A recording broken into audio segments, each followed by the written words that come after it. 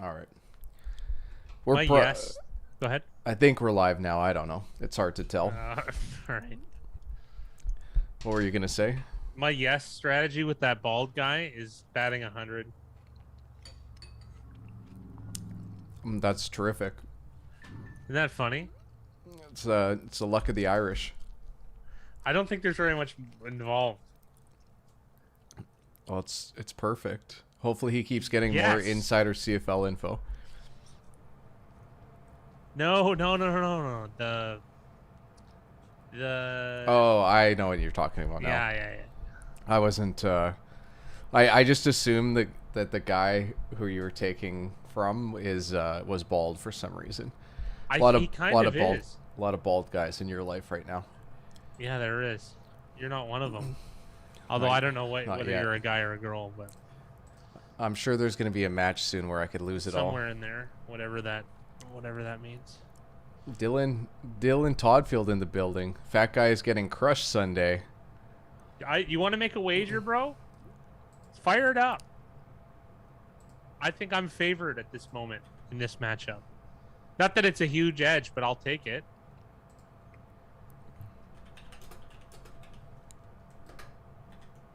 What's going on, Josh? We started a little bit early, but that's a good problem. I've watched enough of Perry's streams to know that starting on time means something in this world.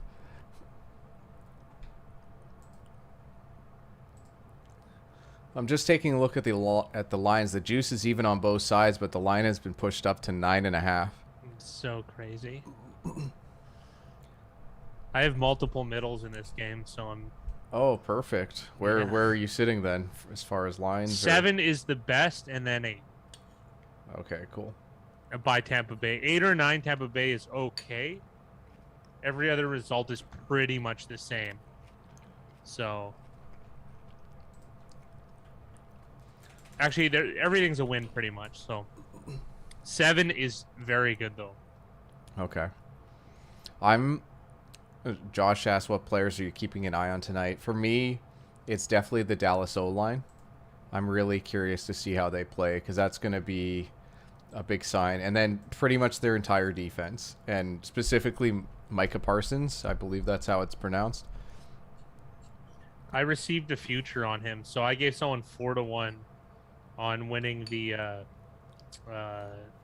Defensive Rookie of the Year. That's pretty good because I don't remember him being 4-1. I guess I could pull it up. 4.5, and then I told him since it's a credit bet because you don't pay till after, Yeah. that I wouldn't take it at 4.5 to 1 because I'm like I don't get any benefit of holding the money for that time, so we settled on 4-1. There's not a lot of mystery out of Tampa. Like, they're bringing back pretty much their entire team. I think the one thing, though, today... I have to double-check. I haven't looked at the inactives. This is why you can't eat Cinnamon Toast Crunch while you're doing this stuff. But You 7? I think Jordan Whitehead is injured or out today, and that means Mike Edwards is going to be starting at safety, which is...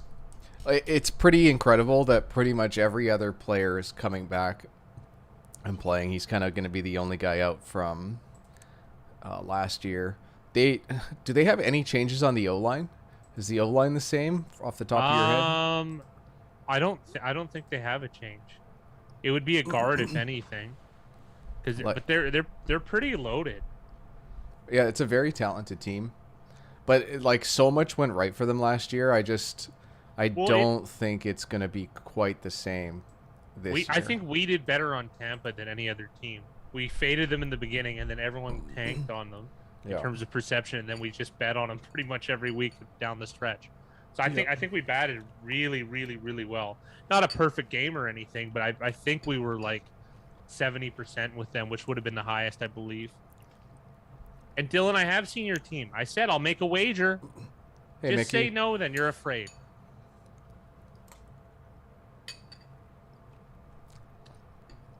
Dylan says, I love running backs. It is true. It's my favorite position as a fan, but it's maybe the least valuable position as far as... Yeah. how they. If Big Rye was running a team, his running back budget would be about $2.5 to $3 million for the. Well, if I was running a team, it would just be all guys on rookie contracts in 4th to 7th round picks. Yeah, and stack those. Yeah, so it'd be cheap. I wouldn't mind getting one veteran for $1 million, like that type of. But I mean, like guys like Mike Davis, I think you get a ton of value there.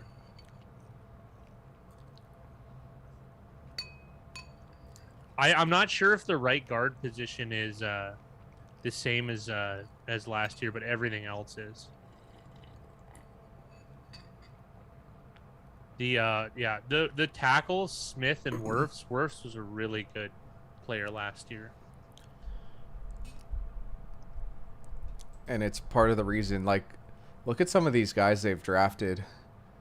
Like Vita Vea, who's, I believe, was hurt also for a season. Devin White, Carlton Davis, O.J. Howard, Tristan Wirfs, Ali Marpet, Chris Godwin, Mike Evans.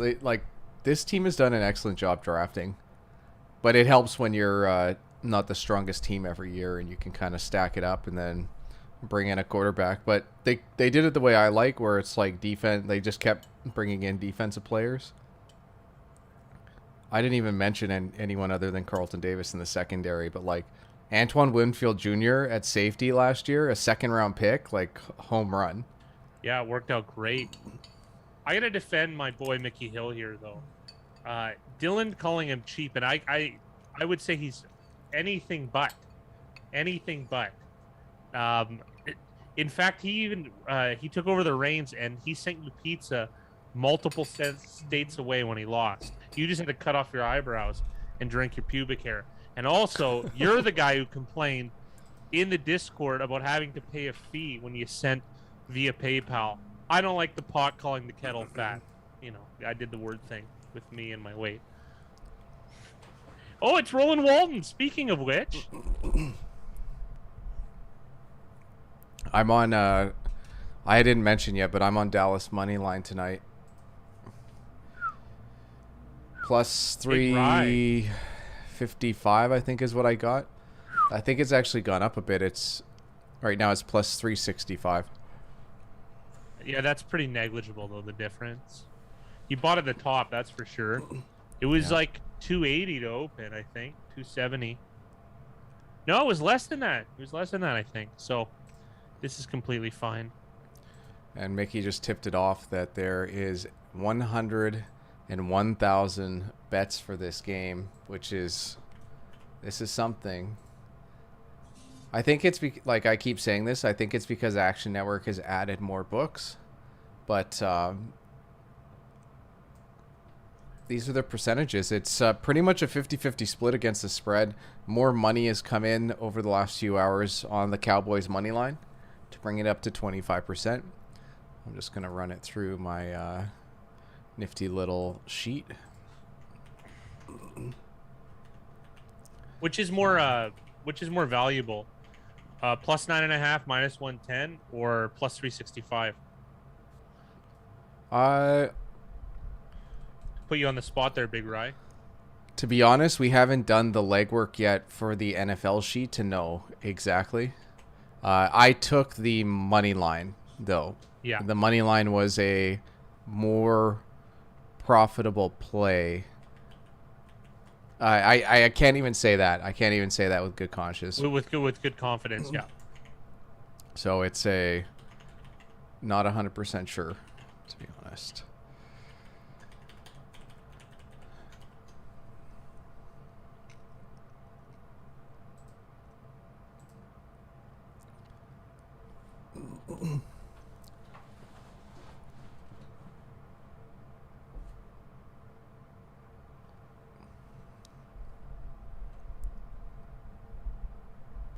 Yeah, Mickey, I'm just looking at it now.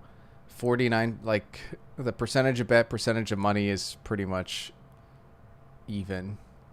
Let me take a look and see. So there's, like, it's just so close. Like, when you get to 49, 51%, like, this could flip in a minute. Like, it's just so evenly bet.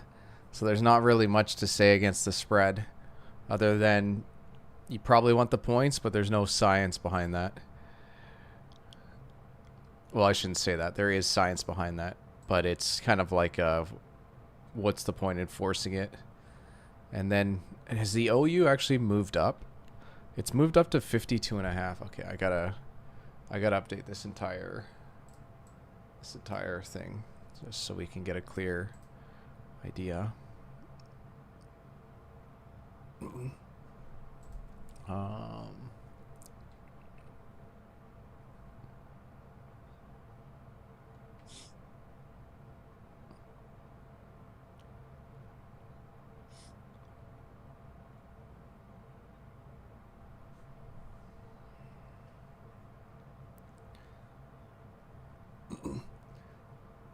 These numbers are just changing so fast I can't even keep up with it.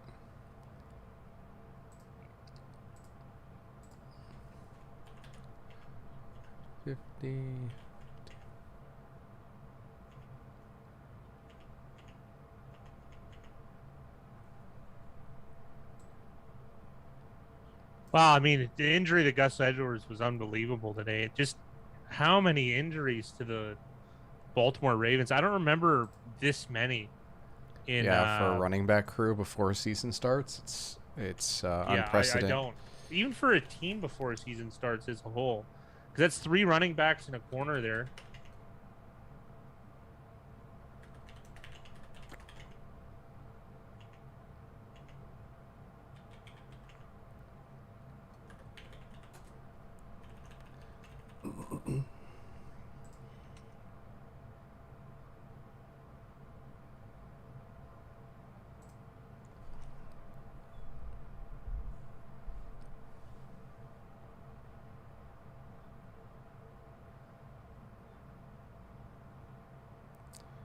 Yeah, I'm still feeling pretty good. If well, it's not even gun to the head. It's really, I've already made my play on Dallas money line, and that's the only play that I could endorse based off of last year's betting market information. And it's pretty much all thanks to the money line money percentage.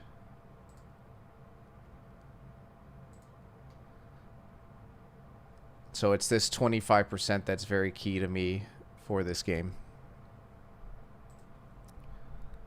And yeah, we're over 100,000 bets, which is pretty damn impressive.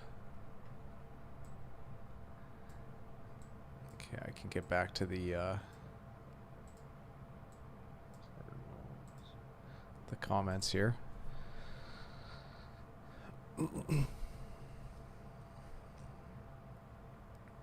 Yeah, Josh, it just sucks. Like, that's an injury that just sucks. Like, anytime you lose, especially a running back, especially a highly drafted running back before the season starts, it's just heartbreaking.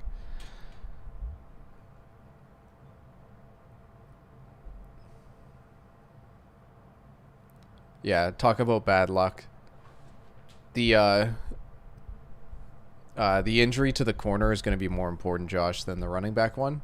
Like, it sucks for fantasy, but their actual team, it's not going to be too bad. But it's way harder for them to replace the guy's name, Marcus Peters. That's it.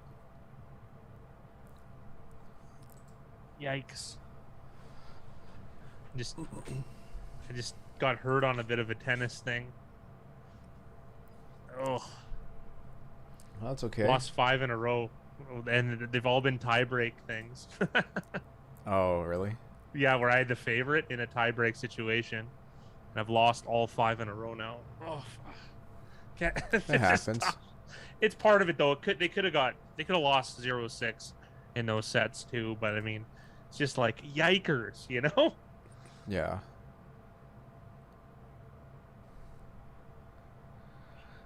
Oh, thank you for joining the chat, Touchable Gay. Oh, I like that. Untouchable Day, Jay, Touchable Gay. All right. Let me take a look. I think Brentford's Corrupt FM is the team that ended up with Christian McCaffrey.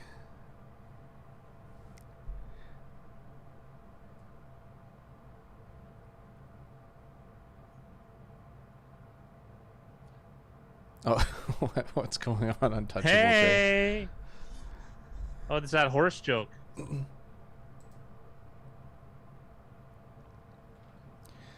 I haven't entered in many contests this year, Fat Guy. Do you have any other you like pick'em pools or anything like that you've No, got no, going on? I didn't go with them this year because the ones I usually do are traditionally from restaurants, and they're usually zero EV theoretically because they don't take any rake. But like, I heard bad things about one of them. You know, how the organizer greases his pockets, and I can't imagine during a difficult restaurant year that couldn't be more of a risk, let's say. So Yeah. I didn't feel like taking that risk considering how much we have on our plate. So the year I love bar pools though, and we've historically done very well, but the added risk makes it a bit of no-go locally for me. There's a strategy to it, and it is beatable. So The Dallas plus 9.5 is down to minus 101. It's getting very enticing. Dallas plus 10 would be tough not to. I'll just keep an eye on that until kickoff. We still have what, 8 minutes or so till the listed kickoff time. Untouchable wants to know if you've got any bets, Fat Guy. I got lots. I gotta be honest. Bucks by 7 is the best result. I got one big bet on the Bucks. Wow, 2, and then I got a whole bunch of small ones on the Cowboys. Some parlays too, where it was they got the line Cowboys plus 6.5. So I'd like to kill those parlays in the first leg if I can. And the line has officially hit 10. So right now, Dallas plus 10 at minus 111. Big Rye, I'm starting to get a little tempted here. Okay. Well, what's the money line at? The money line is up to plus 371. No, but I like think, the 10 better. Yeah, the 10, it's already up to minus 113. Yeah, someone bought back on it. I have a good position. I don't want to wreck it, but I do. Cowboys plus 10 is pretty good. One of my friends has a spread pool every week, and he always asks me, and I told him, I just gave him the pinnacle list because the spread picks aren't always updated, and I said just pick the best number on each one. He didn't really like that response, but like I don't know how you wouldn't do substantially well if you just pick, the strong market number from like a every Sunday morning from a Thursday. Like you could make your picks before the Thursday night game and then just pick the best closing number, the best side against the closing number. I don't know how you wouldn't do well in a spread pool, just using the strength of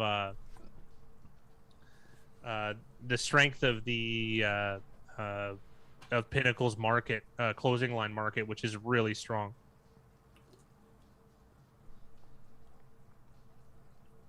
Oh, I forgot they got to do a whole ceremony. I would love for the game just to start right now.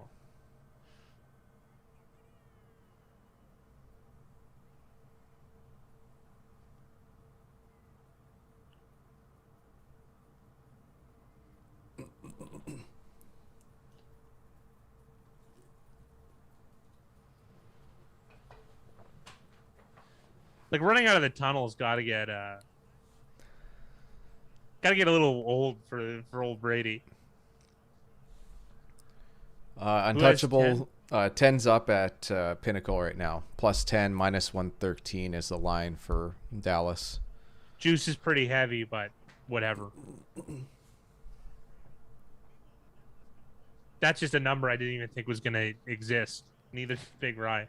Yeah, well, I know Otis said it in the Discord. He goes, I hope it hits 10, and I said, I highly doubt it, but anything could happen. And here it is. We're at 10. Here it is, yeah. What's going on, Sarah Huth? How you doing tonight? Hello, sir.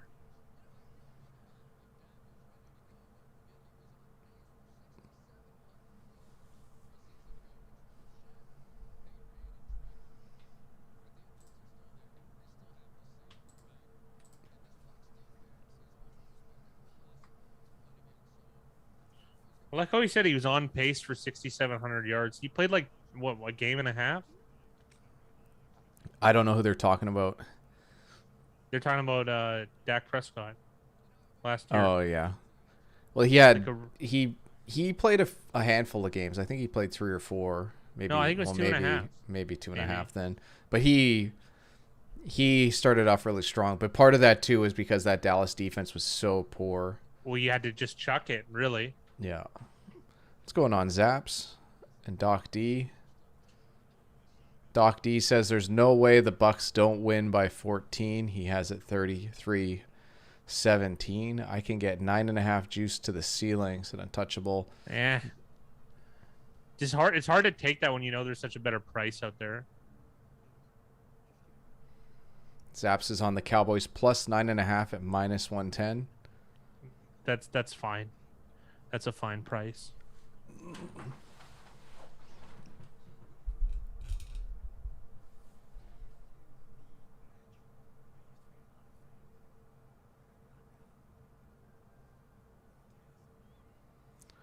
It's pretty crazy that Clint Eastwood is still making movies. Yeah. Like, how old is this guy? He's like, I think he's 88. 91.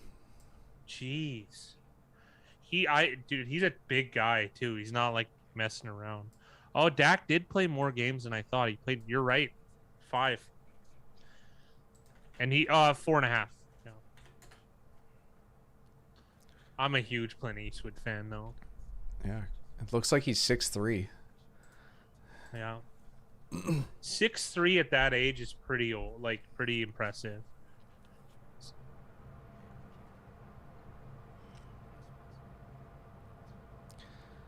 The juice at plus 10 now is down to minus 110. Oh man, I have such a good position, but I'm getting like, ooh, I like that price, right?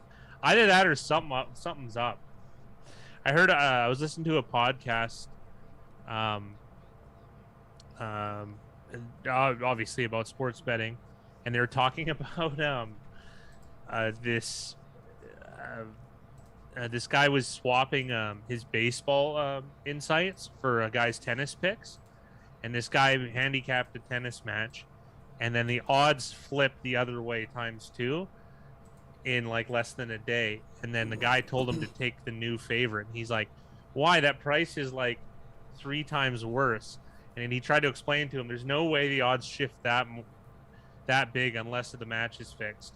And that kind of makes sense too. Like, how else could you have a shift? You're like, what was it, a 3-1 dog to a 2-1 dog to a -800 in one day? Something's up, right? So yeah, that's kind of interesting. And that's where that, like, the insider info comes into play. Yeah, you just got to know, like, you got to know something. That happens in horse racing from time to time, and I usually suspect that something's up. A horse is 7 or 8 to 1, and then it moves to like 1 to 2. Yeah.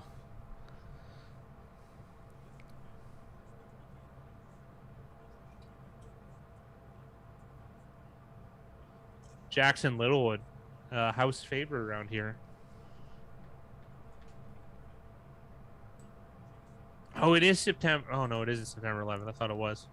Ooh, damn. The plus 10 just jumped to a minus 122. So someone just came down on the Dallas ATS hard. I was just about to put a bet down, but the juice moved to minus 112, so I did not make a play.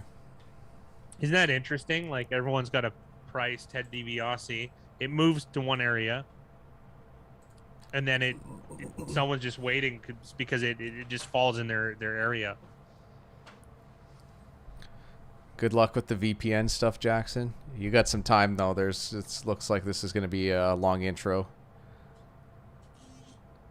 And yeah, hopefully Fat Zeke can score from the 1 for Untouchable.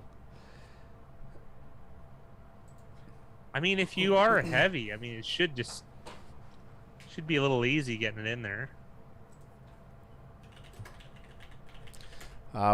Was there any surprise inactives before kickoff? I'm just checking right now to see. Of course, the NFL. Oh, maybe here. Here we go. Cowboys brought in Malik Hooker, but he's inactive tonight. I don't think he's been there very long. Jordan Whitehead is out at safety for the Bucs, and everything else is pretty much spot on, exactly what you'd expect. So, not much. Both teams are pretty healthy coming in. Saps made a really good question, and it's not. There's a formula to it. We have it made for basketball, but with the new rules and there's the new sample size for said rules, we don't have like as accurate a numbers for the NFL as we do for the NBA. So I mean, we can figure it out, but it is a calculation realistically. I've actually got it up in front of me, so I could tell you, but we don't have the exact math. It would be an approximation. Like right now, it doesn't account for half points, so I'd have to do that, even though I could kind of do the math in my head. Like the difference between 2.5 and 3, it's about a 7% gap. So to me, it makes more sense to take the 3. The 3 at even. Yeah. But like, it's funny when you say or this case, like all of those are complex calculations that you have to compare each one. So it's essentially finding out what the value of a point is and then adjusting for juice. That's why it's really good to keep track of money lines and spreads together, because from game to game, it might not be totally uniform, but as time goes along, you'll be able to get a good idea of where the value lies for each. Yeah, and there's this argument that we're trying to settle about, like, even though you can pretty much map out money line to spread and figure out which is better, and often there might even be, like, in basketball it happens all the time. I know we said football, but we just have we have strong numbers for basketball. You can get a 2% edge taking money line with really high variance, though, because you're taking like a 7-1 dog. That's where that usually perks up. But in the NFL, I feel like there's the dogs are more live than at winning than they are covering in some instances. And I use Jameis Winston a lot because he was more. I still feel like I don't have enough sample, but there's still a sentiment I have that he's better off to try and win the game as a big dog than to take the points, because he's either going to throw you into it or out of it. I always feel sketchy about the anthem over under. Like, is there a stopwatch? Is there an official time? I feel like it could be fishy. There's a lot of rules to it. It does exist, though. And it has been cheated before in a Super Bowl. It was pre-recorded once, but that was like an old fable from like over 10 years ago. So I don't have the audio on. I don't know who won the toss, but Tampa Bay is going to receive first. Here we go. So Dallas gets the ball to start the second half. It looked like Wilson on the Cowboys was chirping Tom Brady as they came in, which doesn't seem like a smart decision to make. Also, this could be the kryptonite to Tom Brady, but single-digit numbers for defensive players might mean something tonight. We're going to see how much of a difference that makes. I just know that was something that he was complaining about. Yeah.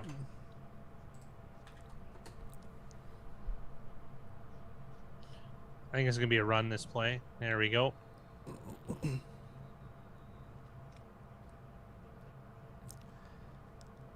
Leonard Fournette with the first carry, and it looks like he has a number change as well. Looks like he's number 7. This is going to be interesting. I know like a bunch of these guys didn't even play preseason. I took it easy preseason, just not to burn out. But it's going to take a few games to learn numbers, especially when I got it on mute and I can't even hear who's talking. I got to go all visual. Alex Kappa said he went to Lumberjack Iron. Okay.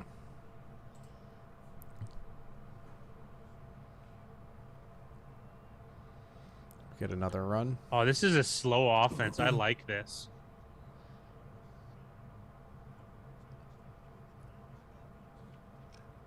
just so weird, but to say, but I'm very satisfied so far with these two plays. Just take it as long as possible.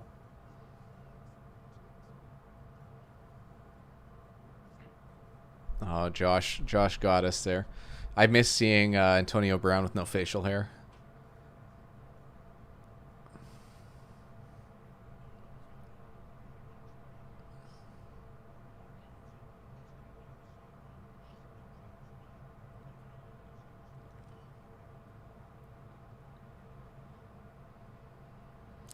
I was going to say it looked like Brady threw that away and just off of... he looked a little bit happy in the pocket, let's say. So let's see this. Giovanni Bernard is such an interesting ad for passing downs for them. Yeah, absolutely. And the check down was there. But Brady just didn't look easy in the pocket there and threw it away. He didn't throw it away, but he definitely was rushed to make that play. So good start for Dallas, a 3-and-out.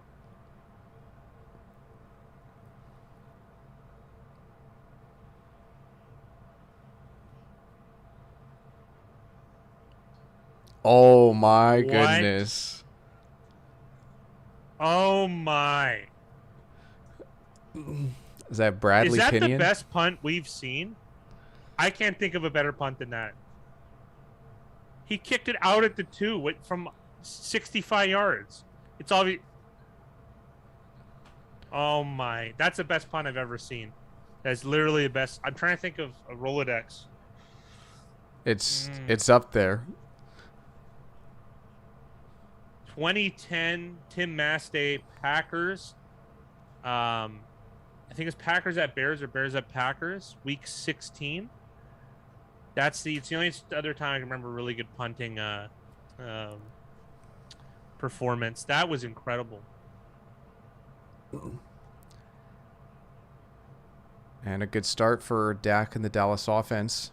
Dude, to get out of that jam, because it is good for the under, like Jackson said, but you do need, you need to get 15, and they just did it, so.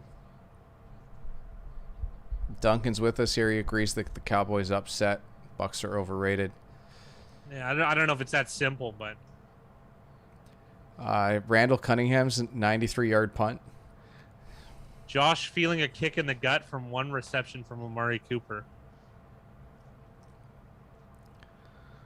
Good job by Zeke there to get small in the hole and pick up a couple extra yards.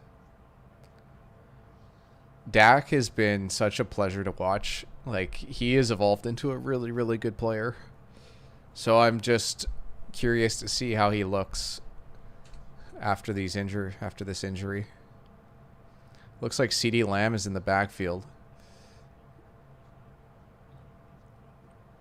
We're gonna get an interesting play here on third and a very short one. I think that's Schultz. Duncan's got Prescott for MVP. I can't remember his odds at the top of my head, but comeback player of the year, I think he's a favorite though, isn't he? That would make sense. I don't know all the comeback players or guys that would be included, but the guy played so well for the first 5 games last year. It's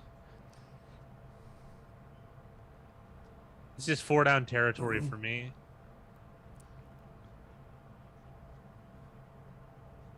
Very fruity. Yeah, Mickey, I don't know if you might be slightly behind. Well, actually, I shouldn't say that. We probably are a little bit behind you guys. Right now, they're just showing the replay with Zeke getting stopped on 3rd and 1. Actually, he did a pretty good. He did a pretty good job at the end. I think he got it. I didn't realize that he had that second effort. They lined him up at fullback. That was pretty sweet. I like that. Cooper in motion. He bounces this one outside. Able to pick up, it looks like maybe 4. This is some nice creative stuff from the Cowboys so far. That lining him up at fullback, that pass on first down on your own 2 or 1 yard line. Eric asked a good question about different lines and different prices. It's a very complicated question, and it would take quite a bit of time for us to answer. So yeah, we'd have to, and honestly, too, that information's it's insanely valuable. So Big Rye's a little bit skittish because the amount of work it takes to actually know is it's a lot. It's like a lot, right? Because the value of a point is how you base expected value. It's how you ascertain it, right? And the guy who's closest to knowing that is the guy who's going to more than likely make the most accurate bets. That might be a video that we end up doing down the road. I did a membership video about bankroll management, and that would tie in really nicely with knowing the value of a point.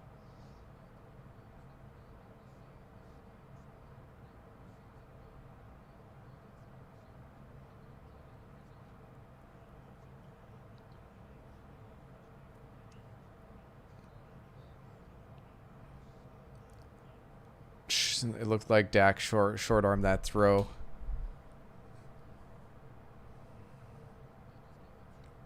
Yeah, I like what Zap says. Can we take a second to appreciate this play calling? It's been fantastic. This the offensive play calling of the Cowboys has been really good, like really strong.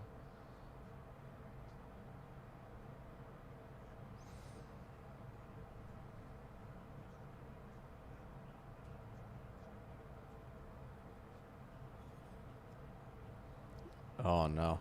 The one thing I will say is that you kind of have to take the first drive from each team and throw it out the window because it's not exactly like a precursor as to what's going to happen. I know a lot of teams, they talk about scripting their first 10 or 15 plays, so we'll see what happens next drive or, the third drive in. Usually these first few plays can be misleading for the rest of the game, but so far so good for Dallas. Yeah, but it's a creative thing we haven't even seen them do the entire season last.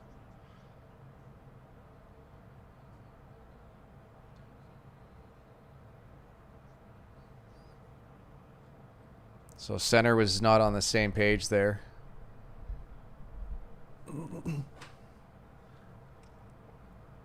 The entire offensive line. Kellen Moore's still there, Mickey. They were just highlighting him on the sidelines.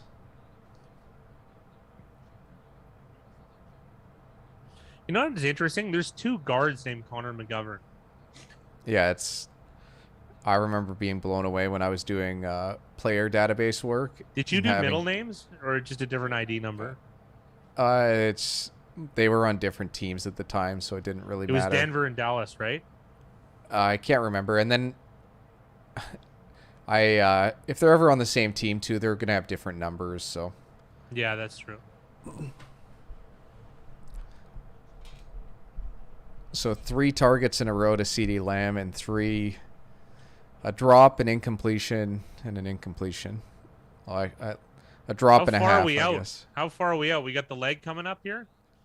I think they're too far. They're still on the logo, so. Oh yeah, right. I think we're gonna get a. I extend the leg a little bit extra range. Not that he's been quite the leg of old. Yeah, they're at the 44, so it'd be like a 60-yard field goal from here. Yeah, that's never gonna happen. Not really worth it at this point in the game. Let's see if we can get another pinion punt. Pinion style. Pretty good out at the 6. Yeah, that was great. And I don't even think he got a good bounce there too, because he had a nice guy playing keep away on the goal line.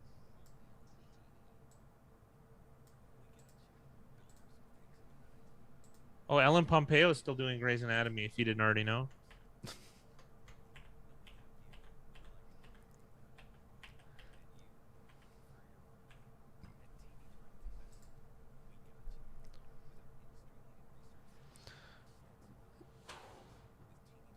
Well, so far so good if you were on Dallas or the under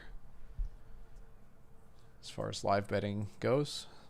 But Tampa Bay's got the ball back and the game's still tied, so pretty even so far, other than a little bit of a field position win for Dallas after that drive. Yeah, some early porn for underbackers, says Zaps. Punters are MVP so far, so it's untouchable. Just like the Bucks are -7.5 plus money. I'm guessing you're talking about live.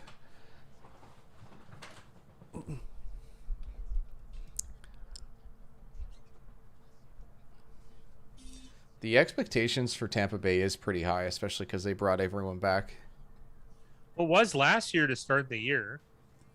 You know, remember that first bet I caught a lot of flack on? We took New Orleans last year against the Bucks, and they won. And then I think we took them again, and they whooped them in Tampa Bay. And then third time's the charm in the playoffs on the road. Bucks whooped them big time. The Saints.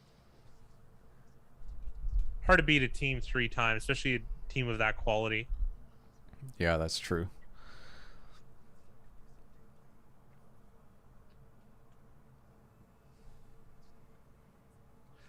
I felt like there was almost amortization to Breeze's performances. It must get, when you're older and things are just not working as well, it must get tougher down the stretch. Because Breeze is a pretty like full contact type guy.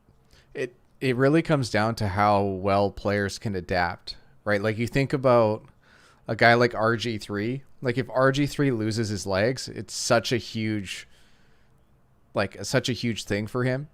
Like for Breeze, it came down to what it felt like was arm strength. Like he could mentally do it, but could he get the ball to where he wanted to? And it becomes tough, right, when the field starts shrinking.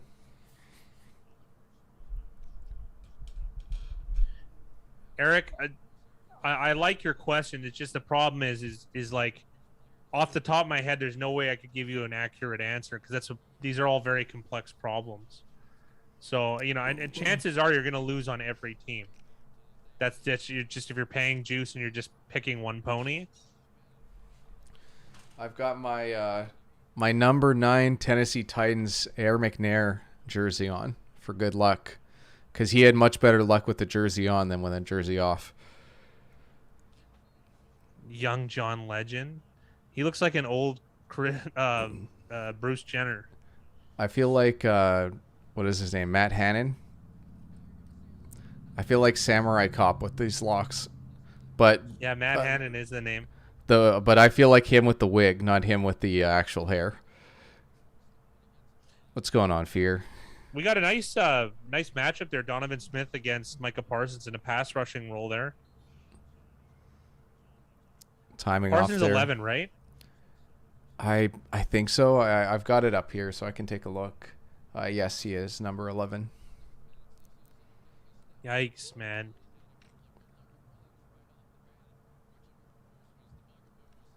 You got the Control V kid in here on caps.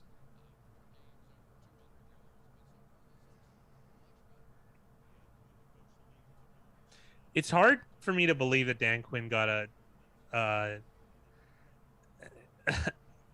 defensive coordinating job that fast, considering the state of the Falcons defense for how many years. That was very impressive. That's Gronk, yeah. It's got to be. I got to look up Vince Vega because I actually don't know who that is. It's Pulp Fiction. It's John Travolta. I'll take it.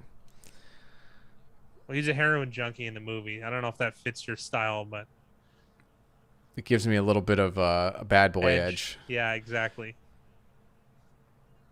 Nice, very nice completion back to back. That pass was unbelievable.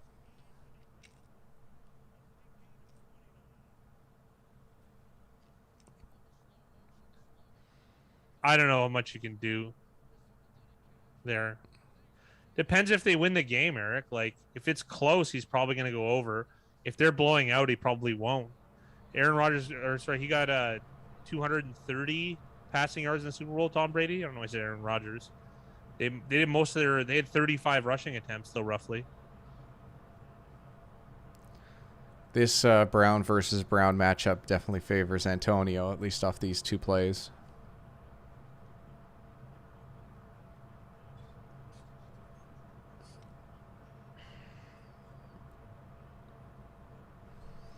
Yeah, I think this is for Dan Quinn's first year because I'm pretty sure he's still the coach of Atlanta last year.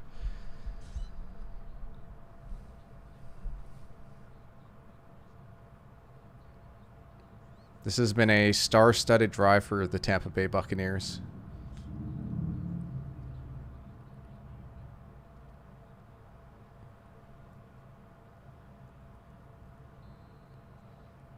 Dallas has been stout against the run early. You know what, though? I like these Fournette runs that are just north-south and they're violent. Don't fancy it. Don't Fournette, you're just a grinder at this point. Why not keep it that way? Well, like I can't think of a better guy to have at quarterback to just complete 3rd and 4s and 3rd and 5s. Like it just makes the game so much easier, especially for a guy as experienced and as good as Brady.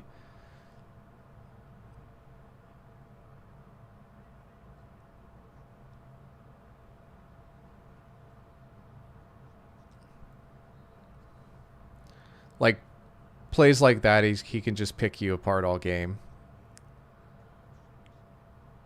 That also fantasy wise though, that's why it was tough for me to select a Bucks player because of the distribution.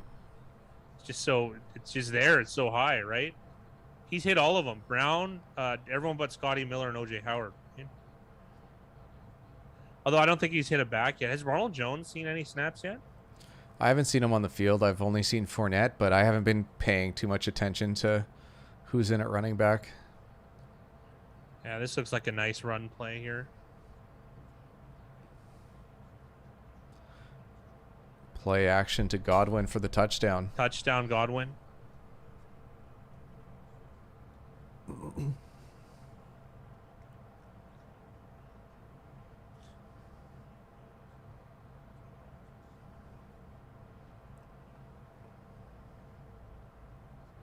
That was an efficient drive. Touchdown, I believe Godwin on Josh Allen and Untouchable Jay's teams. Tidy little 95-yard drive. That was clinical from Tampa Bay. Parsons could have been if he realized that he was going to do a slant, he could have shifted over a little bit.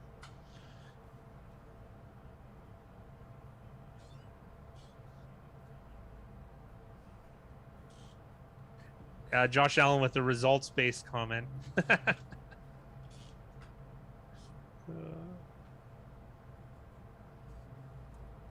Yeah, it's one of those things, Josh. It's easy to say now. That's why I always say do what gives you the least amount of regret.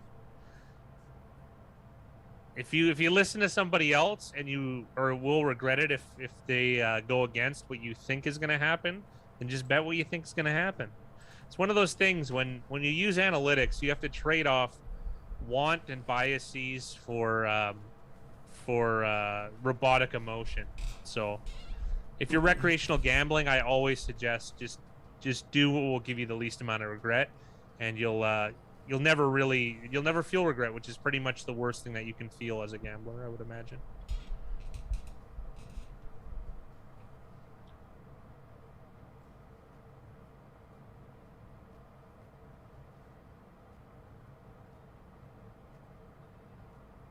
I don't understand. Is it some phone that bends in half?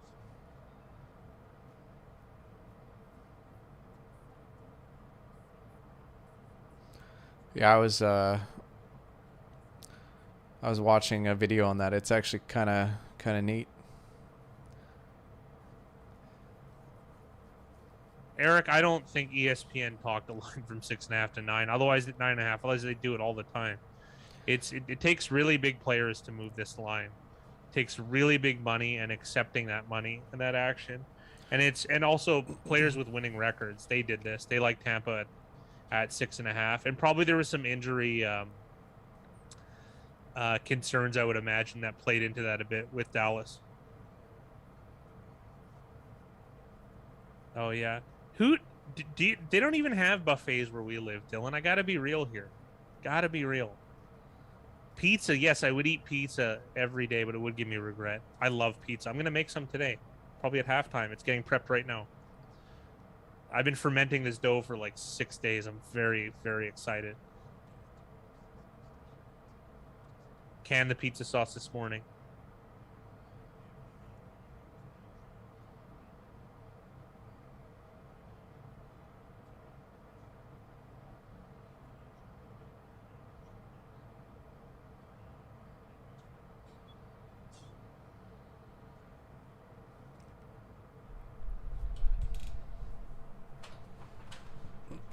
Never been to Tampa. It looks nice.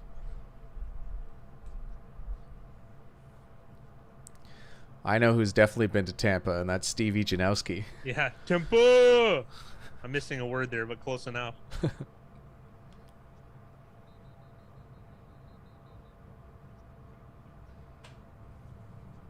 Man, who did that kickoff? Was that Pinion? Or was it Suckup?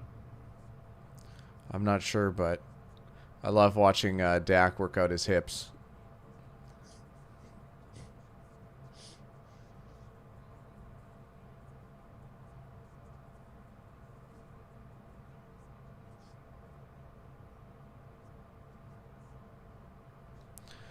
I really want to focus on this Dallas O-line for this drive to see how they're doing. Interesting, very nice play design. That was excellent. You know what I like too? They've had Pollard on the field a little bit more because he is a strong player. Like they're pretty strong at the skill position. They might have the best trio of receivers in the league. When you go Cooper Gallup and CeeDee Lamb, Elliott and Pollard are a pretty good combo. I don't see why not having them as a threat. Much like that fullback dive they got from Elliott with Pollard as a threat there. That was kind of nice. And Elliott's one of the best blocking running backs in the league. So I love that package for short yardage with Pollard and Elliott. I think it's a really smart idea.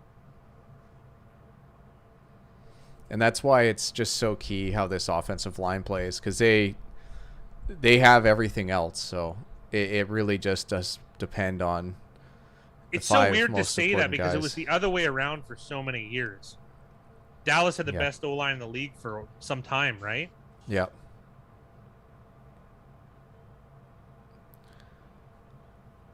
The center looks like he's been having a little bit of a tough time kind of hearing. So the crowd noise is definitely looks like it's been playing a part in this game early on. They had the one false start with the center holding the ball, and it didn't look great there. But it might just be them making adjustments to go off stuff that's nonverbal.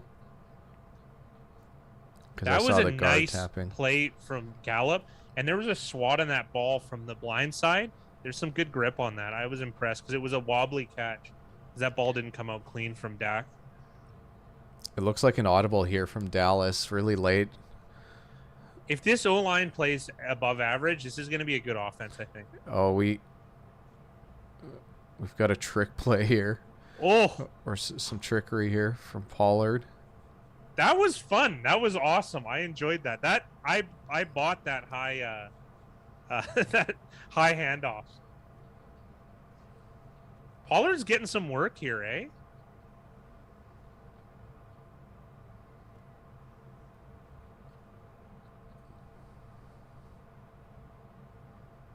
He sold that hard, eh? That was good, though. Just thinking wrong with that. It's good he held onto the ball. Yeah.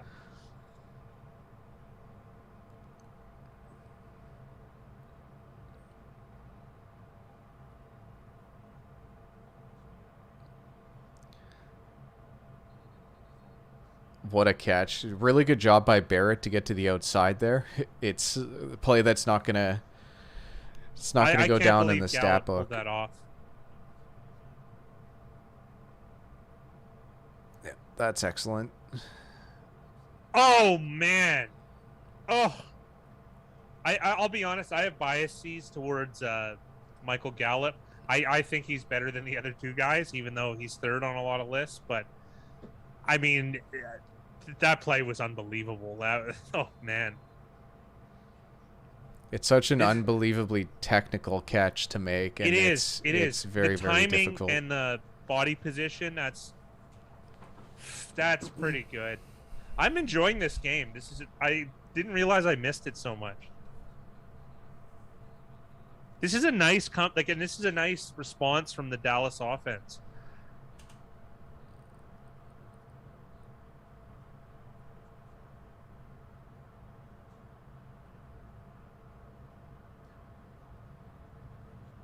I hate these Dallas jerseys, though. I gotta say. That was give that touchdown to the offensive line. Holy smokes, did they do an awesome job keeping a pocket there. And Dak was cool, and CeeDee Lamb gets his first catch of the night after his fourth target. That was something. Yeah, and you were right to hold that for that long, because that was a slow developer. I don't even think that was what was supposed to happen there. I think he was strictly meant for it was a smoke route, like he was supposed to stand there, and he just... I think so. But Bunting just bit so hard. I really want to see the offensive line one more time, because, oh my God, did they do an awesome job. And just really good patience from Prescott. You know why it might not have been... It's probably a fake smoke route, because the O-line on a smoke route would have been more aggressive to get out in the open field. Do you know what I mean? Rather than stay in the pocket and fold and create a nice throwing pocket for Dak. If that's a fake smoke route, like a smoke and go, that's really, really good. And really interesting. It looks like Murphy Bunting might have picked up a shoulder injury. Some sort of arm collarbone injury. That's not yeah, we don't like to see anyone get hurt. It's I don't know enough about it, but they're going to be missing two of their starting secondary players if he's not able to come back.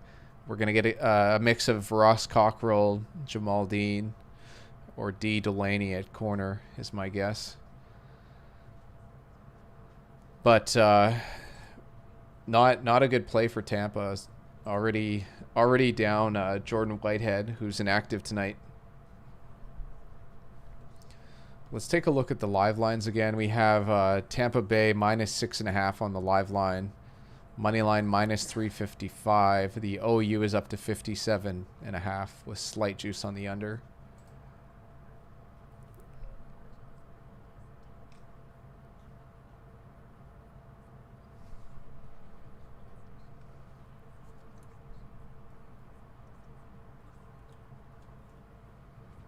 That was a fun drive. I want to know about that play a bit more. To know behind the scenes what was supposed to happen? Yes, that's because Zap said it earlier about, can we take a moment to, I don't know what he said exactly, but to applaud this play or play calling from Dallas, and I'm feeling the same way. This is you got to be creative, and I like it. I just like people, for better or for worse, doing some creative things, because they gotta be what it does tell me, though, is if they're gonna be this creative, that probably the defense hasn't improved that much. Do you know what I mean? Like, if you're there's this pretty aggressive play calling, in my opinion. So, but it's a multifaceted offense. They have some nice plays involving Tony Pollard, Ezekiel Elliott, and also spreading the receivers out down the field. I'm really impressed with Dallas's offense. That's the thing that's sticking out for me, aside from maybe the greatest punt I've witnessed live.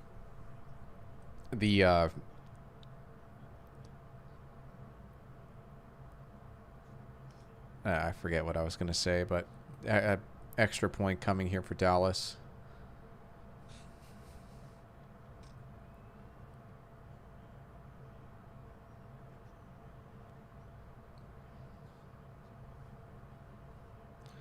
We've got a tie game in Tampa. Is that the actual grass that they play on? No. That's outside the stadium, I'm pretty sure. I know, but is it like an Arizona situation where they have the grass outside to grow and then they bring it in? There's no way. There's no way they'd be letting all the fans out there. You could gamble on that. Yeah. I mean, that'd be a pretty cool fan experience if you did. That looked like fun, to be honest. Yeah, it did look good.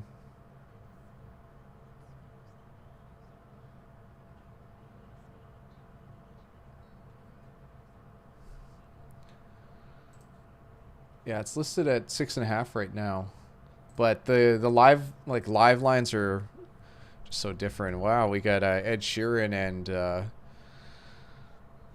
the commish sharing a box together. Well, redheads only, apparently.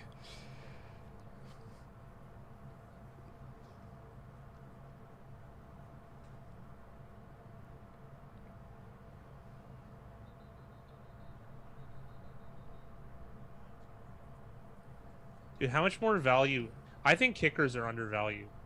If you can get a guy that can just like boot it out of the end zone every time, like that cuts down on a lot of special teams I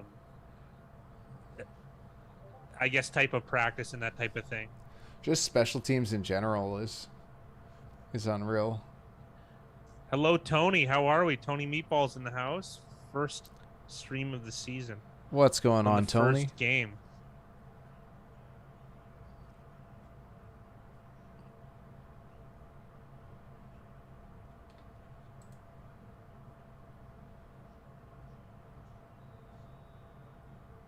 Here's Rojo. Oh, I don't think that was. He had so much room, and he gets taken down by a corner.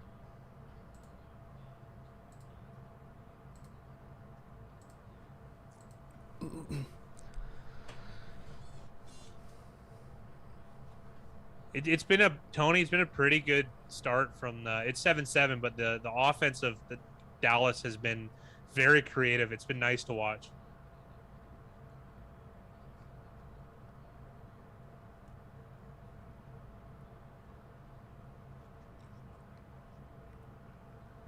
And Antonio. And then one of my pet peeves is watching secondary players run backwards when there's a player in front of them. Yeah. Who's the king of that? Kendrick Lewis? It's I don't know if Kendrick Kendrick Lewis. I don't know if he's the king because he just he didn't have an option. Well, he didn't have an option. I didn't see him make a tackle aside from wrapping a guy up. He was like, you know those like the slide hockey games that you play. He's like one of those guys. He had his lane and. But you mean the one where he has like the little like twisty things that you push up? Okay, I know what you're talking about. Yeah. It's a very Canadian invention. I never had one. Did you have one? I'm sure I had one sometime.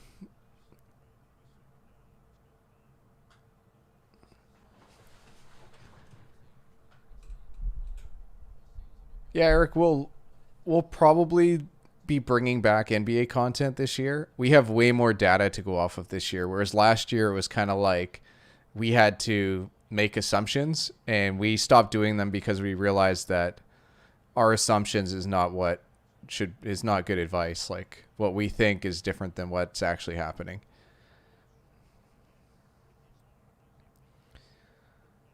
Yeah, Mickey said only thing that slowed them down is drop passes. That's true.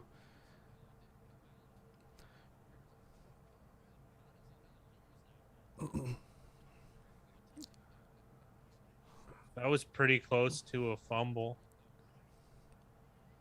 Yeah, so far, pass rush has got to Brady twice. Dak has been pretty clean so far in this first Slide quarter. hockey is what we're talking about. Air hockey was awesome, too.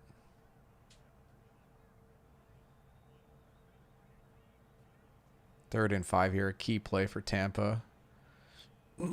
Great time in the pocket for Brady, but a drop by Antonio Brown. Air hockey's got to be more fun than slide hockey is pretty hokey. I still like it though. Just believe in that, nerd. It's we're putting in a ton of work in the background, so hopefully it translates to all the leagues, which will be very, very nice, Eric.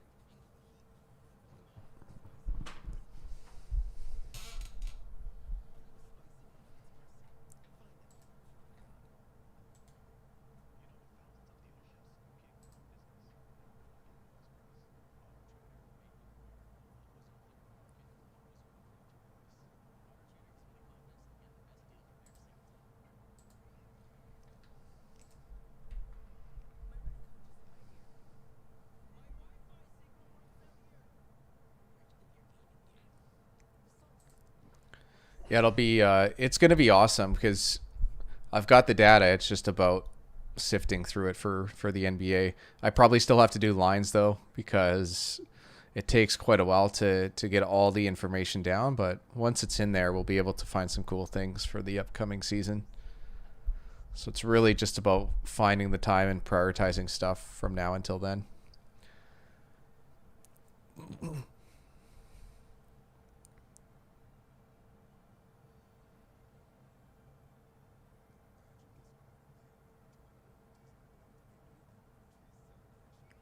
We just have more experience with the NFL, so Yeah. We actually understand, like, at least I think so. Line movements, like, preemptively. Not every time, obviously. That's impossible, but well, that's the to a toughest degree, I'm part, happy right? about. That's the toughest part for sure. Yeah.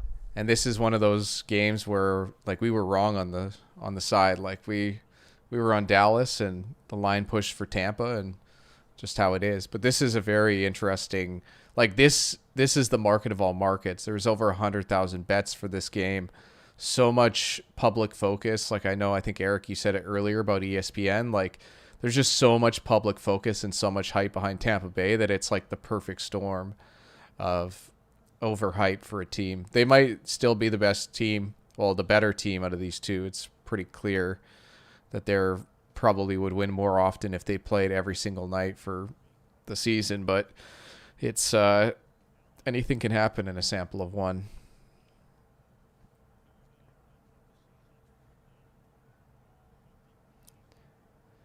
And like over under pace is just like they could go scoreless for the rest of the game or they could put up 28 points this quarter. Like it's so many things can happen. Another master punt. Wow. There's a flag on this one though. Punter looks like he's calling them back, so they're gonna have to do this again.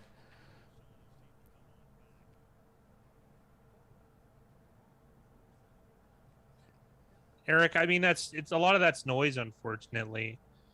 You have to have results over a long term to reaffirm whether something's great or not, right? Like I from what I understand, MLB's the hardest, right? So if you do your homework on anything and you have positive results, then I can get behind it. But to make broad assumptions, I don't think it's prudent. The tough thing, like the easiest way to tell how sharp the books are with something is the juice that they charge. And they charge the lowest juice for Major League Baseball, which makes it seem like they're the most confident in their numbers and their projections. And their lines that they can beat you over a long term. Yeah, and it doesn't mean that you can't find some sort of edge. It just means that they have such more than likely the most difficult, and the margin will be the lowest. Yeah.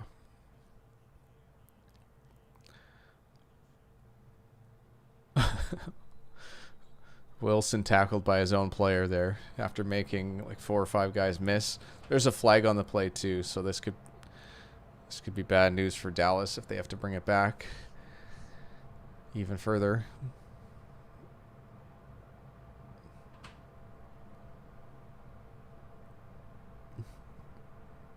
Nothing gets by Hockley. Block in the back. Yeah. Is that 4?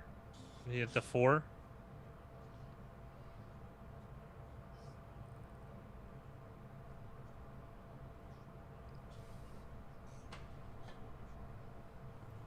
Oh, what a useless stat.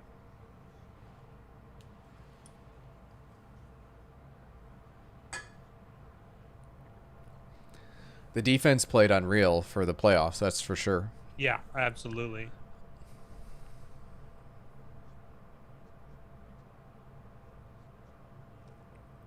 Pollard in to start this drive.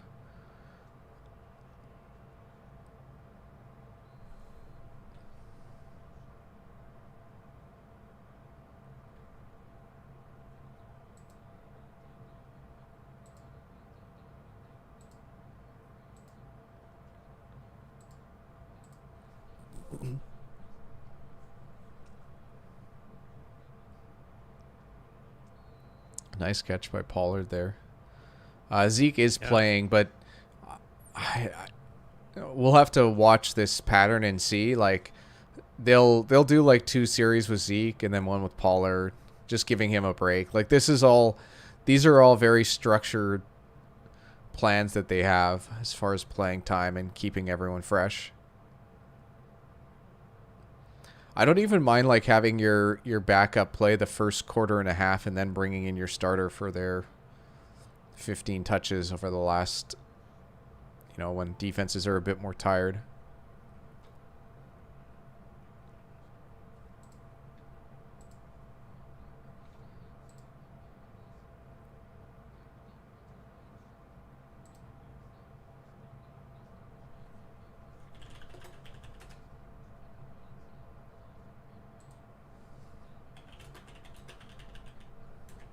That was like a hold too. Man, Tyron Smith getting overpowered by JPP. It's like hard to compute.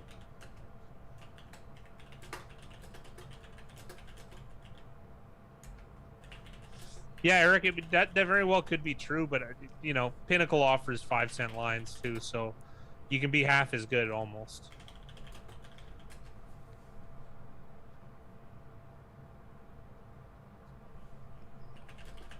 Delay of game?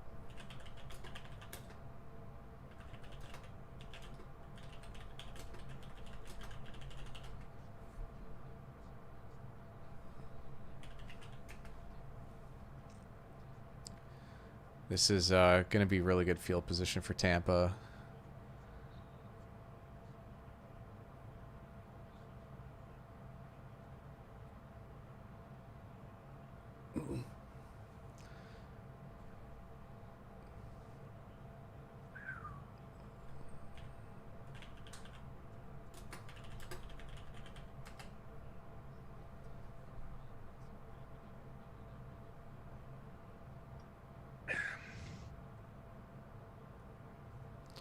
Huge break for Dallas here. Yeah.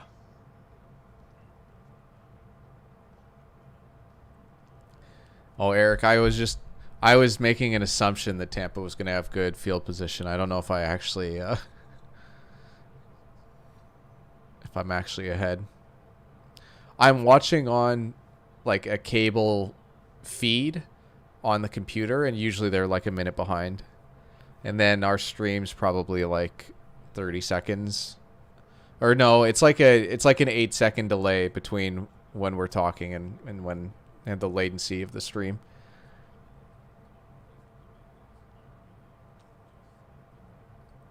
Oh, yeah, Untouchable. To talk about that, like, it's very rare that running backs play every down. Like, it is. Even the best guys, like, there's only a few guys that play pretty much every down.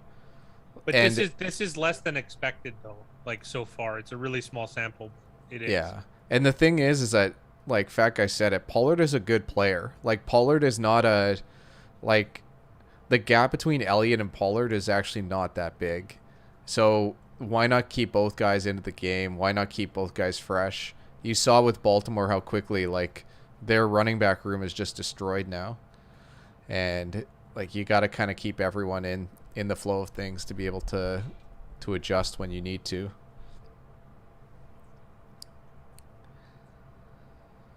But even like the top running backs play like 80-90% of the snaps. Like they still lose out 10, 20, 30% of the snaps. And it could be even higher with touches. Like I bet you Pollard gets more touches per snaps than Elliott,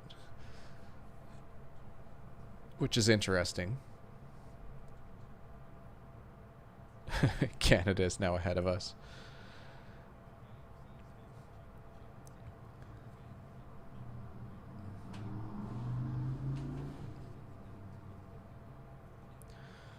Oh, Sharp Dylan in the chat. What's going on? Oh, is he really? Nice. Yep. My buddy. Hello, sir. The question is, have you been watching this game and have you been enjoying it as much as we have?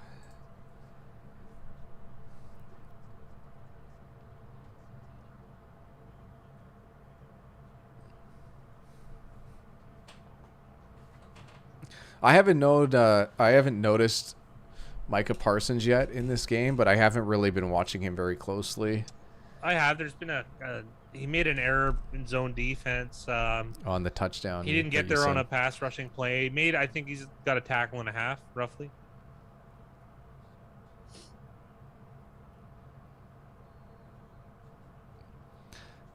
Tampa's a great example of a team. It feels like they play different running backs based off of different situations, like as far as like game planning goes. Because I don't think anyone thought Leonard Fournette was going to be the main running back, but he's been the guy that it looks like they want in between the tackles. He was a third overall pick. I can't get over that still. Yeah, he was. His college tape was great. Like he played really well in college. And then it also, Jacksonville did it again this year. It might be like an ownership down type of thing where they want to have certain types of skill players. Yeah, Dylan, that punt, that might be the best punt I've witnessed live. Was this like 65-yarder bouncing at the 2? Yeah, it was a thing of beauty. It was unreal. 3rd and 3 here for Tampa. Should be 4-down territory here anyways.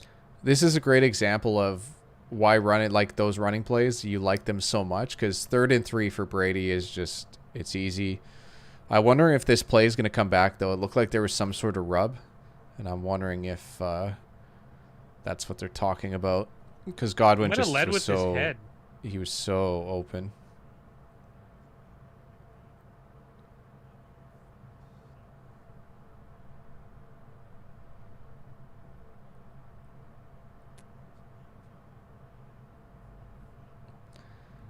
It sucks. It definitely hurts them depth-wise. It was probably a guy they were counting on playing a lot of snaps this year.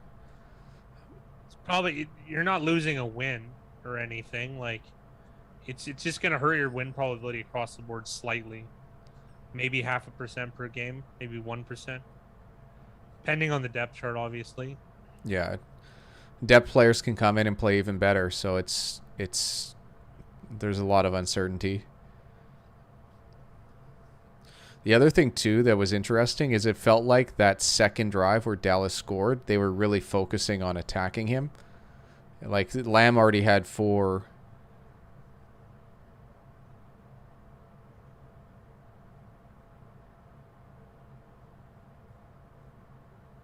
Oh, this looks like this reset.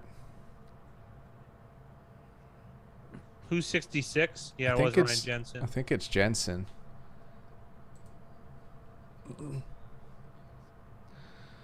It seemed like they were like, think about, they had that reverse play to Pollard, and then they had the screen over there on his side, and then they had the Lamb touchdown. Like, it just felt like they were doing certain things. Oh, and they called that on Jensen. Holy smokes. Yeah, Mickey. Wow. The refs took 5 minutes to not do anything. Like,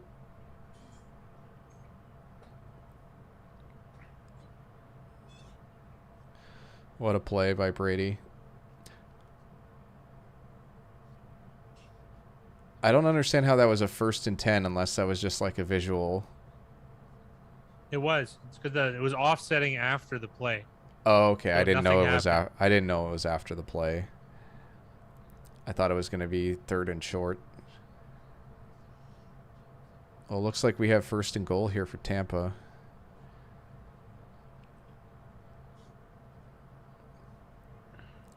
Fournette in the game. Gets the touch.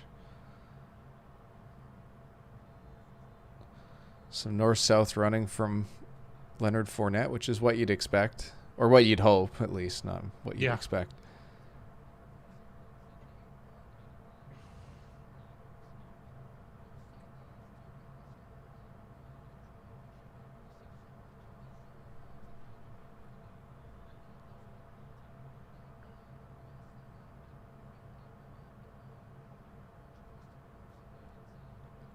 Who lost their helmet? I couldn't see. I'm always impressed by it. It looks so easy for defenders along the line to break off of blocks and make tackles. Yeah. It feels like it shouldn't be that easy. There's some iron grip though on some of these guys. Man, Gronkowski looked twice the size of the guy who was covering him.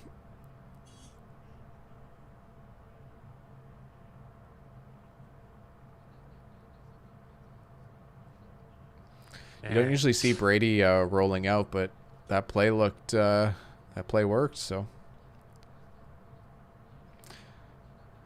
Brady actually looks pretty spry out there compared to usual.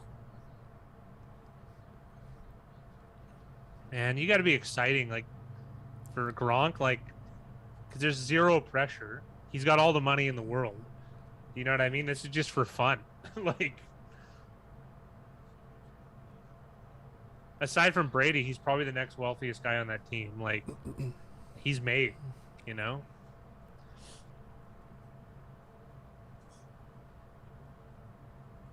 It didn't even look like he had a guy covering him on that play. It was a block and release. I don't think he did.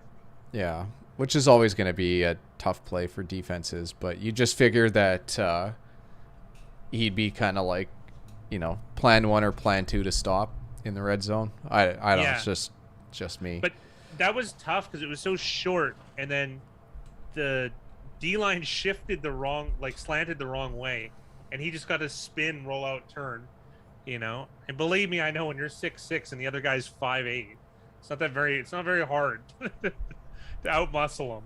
Yeah. Especially if you throw it high, the guy just doesn't have a chance high and in front. And all he has to do is have his body angled backwards, which he did. It's over. There's no way of stopping that, really. Josh Allen calling for them to feed Zeke this next drive. Gronk was a bad pro wrestler. Didn't he win a championship? I thought he was 24/7, right? Yeah. That was think about how watched that I think it was WrestleMania. Think about how watched that would have been because there was no other sporting events on during the break in action, let's say. There's that UFC. Yeah.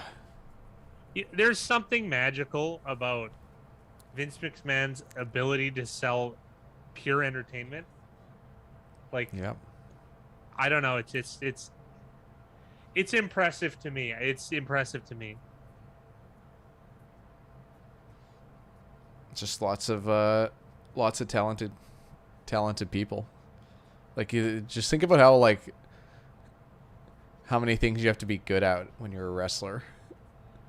You have to be charismatic. You have to be athletic. Like, it's okay. That you're talking about the high end. Like, not every guy was charismatic and athletic. There's a lot of big guys that were neither. Well, I guess you can throw that in. But then you do have the Ric Flairs, the Rocks, the Undertakers, and even the Undertaker took a while for the charisma to come through. That's why you had Paul Bearer, a personal friend of yours.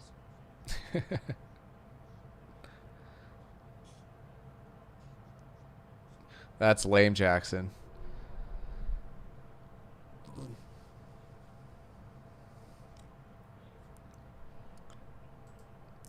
I didn't catch the live OU on the under, but so far it's been a fairly offensive start.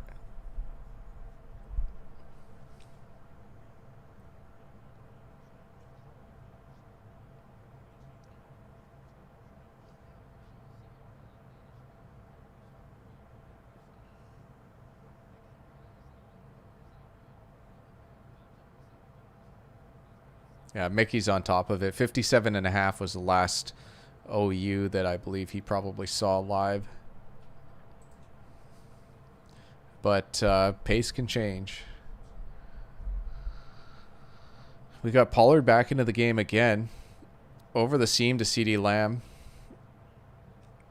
Really nice play. Dak has looked really good to start this game for having a limited to barely any preseason. Well, I know he didn't play. I don't even know how much he practiced. But the arm looks good. That he thread a needle there, almost a little bit dangerous, but it worked out. We haven't seen him run yet. That's true. So, and Dak's, Dak doesn't rely on his legs, but he's a talented runner. It was an added bonus. He could run. He was probably a top 10 runner. I think that's pretty fair to say. He hasn't needed to. That, to me, that looked like it looks like PI in today's game, but yeah, 10 years ago that would have been excellent coverage. Yeah.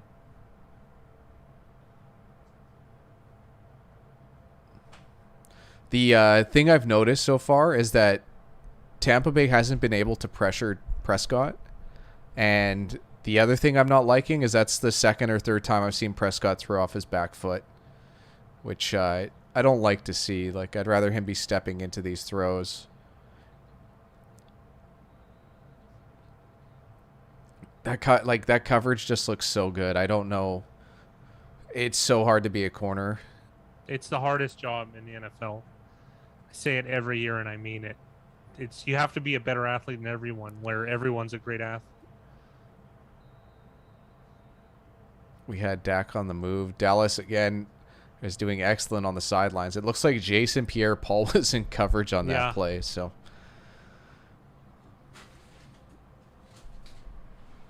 I'm surprised no one was more open on that bootleg. They had so much time.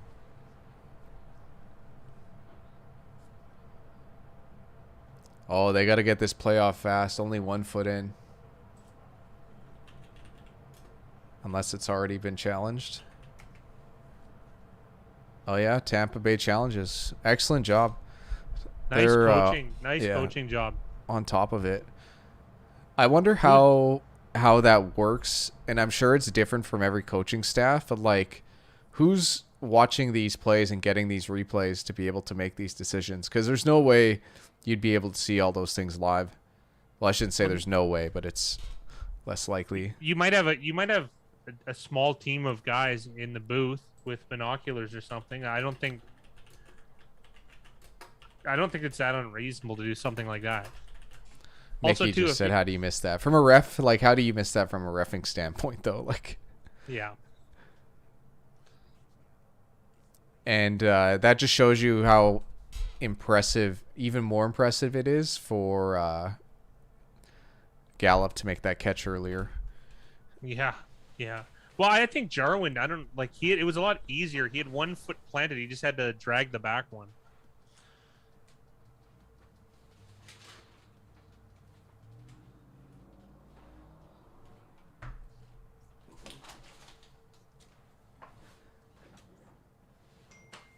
Time for the mukbang. What do you got going on? I've got a Canadian favorite, A&W. Oh. Can you say Canadian favorite? Yeah. It was made in Lodi, California. It's Albert and Walter. Thanks for coming out. I don't get how something in the U.S. can't be a Canadian favorite, but hey. You know what's interesting about A&W is that in Canada, they market it as very Canadian, and then in the U.S., they market it as very American, which I find interesting. Like, it's pretty ballsy. It's like no American and no Canadian are ever going to talk. Yeah. Let's say, hey, have you been to the All-American A&W? Hey, you know that ruse A&W is pulling over on us? Yeah, it's funny. I do like it, though. I think it's better than almost everything else. Jackson, I didn't end up betting it, and I'm actually kind of disappointed because I'm going to tell you a dingus story about myself. I went, should I make my season win total bets before the Thursday game? And I said, it won't matter. It's not like I'm going to bet those two teams. And now you just reminded me, like you literally reminded me right now that Tampa Bay under was one of the games, one of the actual value plays I saw. Call on the field stands. Holy, are they joking? What? Are they joking? I don't even think his foot's on the ground there. Whatever. Oh my god. But you have to make the catch. That was brutal. This is the stuff that like makes it really hard to bet. Yes, it does. Is when you see stuff like that. That was so garbage. He didn't even have the ball fully in his hands. I like how they Basically, picked one frame. one frame of where he had 2 feet on the ground. I would love to see the frames of Calvin Johnson catching that touchdown pass that was called not a touchdown, or It the wasn't. By their or rules, it wasn't. or It's a the dumb rule, but it wasn't. or the it was another Dallas player. Was it Des Bryant that had that catch? And oh my goodness, Yukon Gold are the gold standard for potatoes. I like blonde too. I make Greek potatoes with blonde sometimes. from the naked eye, it looked like a questionable call, untouchable J on a catch for Dallas. But since we're on Dallas, I'll just take it. Dak, to be honest, on the feet, Dak looks out of shape, which is kind of to be expected. But he doesn't look the same on the feet as he did. He's got a lot of years. poise in the pocket, though. I gotta be honest. Like, oh, he's true. He looks great in the pocket. If this might make him a better player. Do you know what I mean? Yeah, like, yeah. Having to play like this. I still think he's been an excellent player, anyways. So it's yeah. I know, but I think this might even help in a weird way. Like, you can criticize the Cowboys, not his play. Yeah. Well, offensive line, defense, and just coaching in general is my biggest concern. So there's Jamel Dean, who's playing, who's replacing Murphy Bunting after he went down earlier in the game.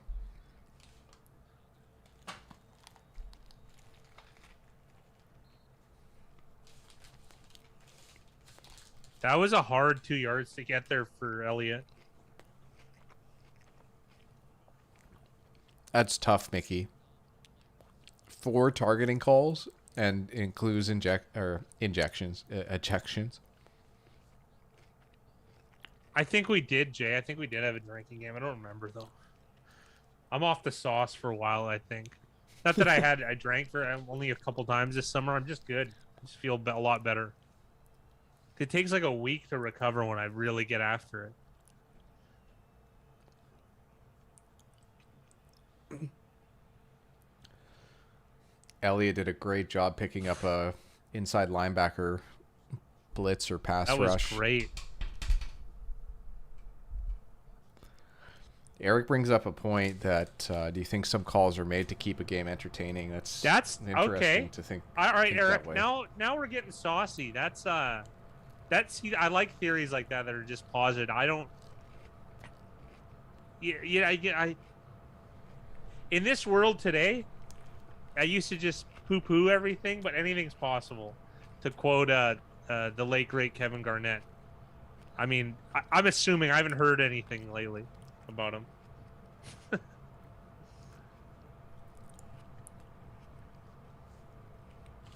Did Lamb just... that was a weird call for me. Why not try and get the first down here? I was joking, Jackson. I just said I hadn't heard anything from him in a while. So you assume the worst.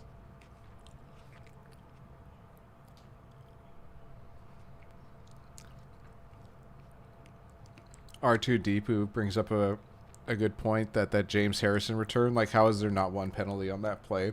That absolute was like just pandemonium. And good for underbetters. Greg Zuerlein tried to hit the uprights in Dallas with that kick. Last I heard from Garnett, he had his own show, but I can't remember if that was like 2 years ago. Or if it's still he was he was in Uncut Gems, which I really liked. The Safdie brothers movie where Adam Sandler plays himself with a gambling problem. No, Garnett is not dead. I was just making a cruel joke and it didn't go over, I guess. Why are they doing a fourth Matrix?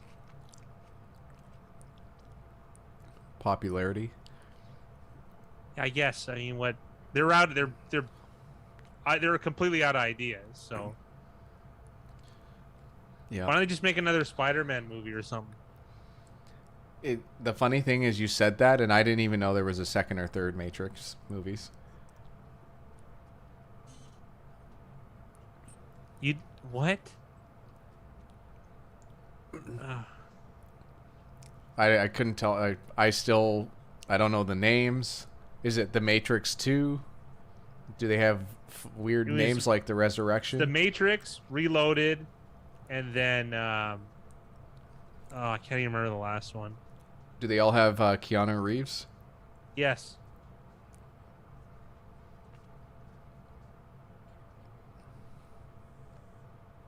Revolutions, I think, was the third one. Yeah, we're on the same age then, R2DPU. And yeah, but the first one was really good. I'm completely in agreement with Jackson, because the second one too I saw as a teenager, and it was like, oh, this was fun.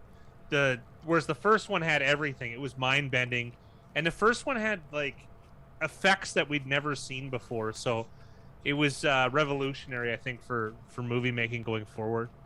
Dave, there's an interesting. That's Dune should be interesting considering the director. Although I wasn't. Blade Runner is my favorite movie, and 2049 wasn't like, my favorite thing ever.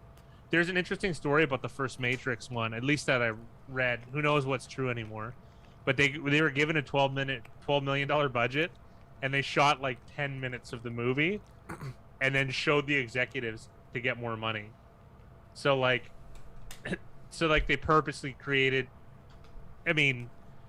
did gross malfeasance with the money, but they knew that they'd win over any executive with the project that they had. Oh my goodness, is that recovered by the Cowboys? DeMarcus Lawrence, it looks like. It's gotta be. No, that's Randy Gregory. Rojo with the fumble. Not good for his playing time if it was him. No.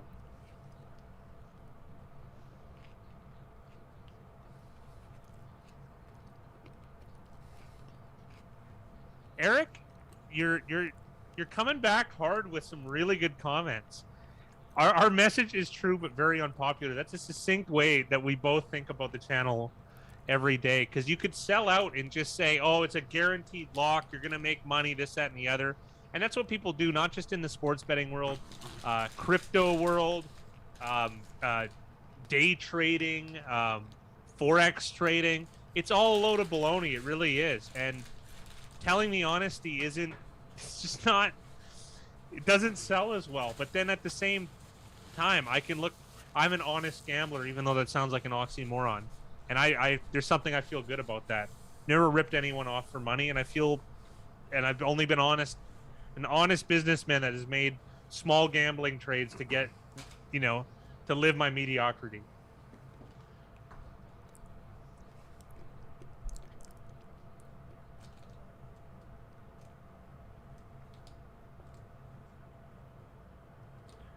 Oh, the crypto stuff's insane. You could go forever. How many gurus and stuff that are 19? It's all garbage. 2nd and 8 here, though, with the Cowboys knocking on the red zone. What poise in the pocket. That throw was bad, but has there been miscommunications with Lamb, do you think? Because that's a couple where it doesn't seem to be... It just seems like he's guessed wrong, more or less. Yeah. This is a pretty big whiff, though, if they don't manage to get some points out of this.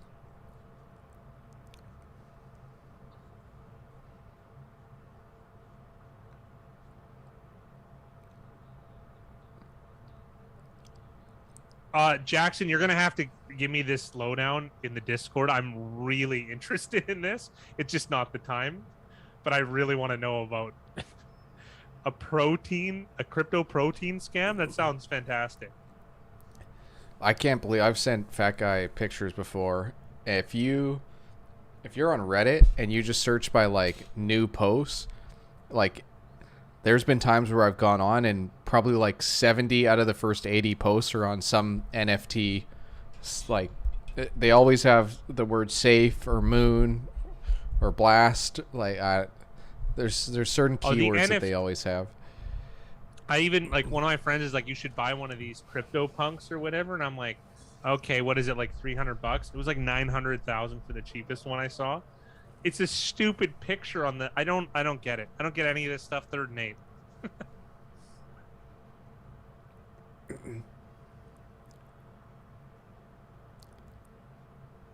This Dallas offensive line has been stellar for this game. Dude, the poise of Dak though. Like obviously some of the throws have been a little bit not where we want him to be, but I mean, you considering he's recovering from a foot injury and he has a rotator cuff injury, like you can give some leeway to that, right? But the poise, he seems so comfortable despite having limited mobility. I'm impressed. I'm just impressed.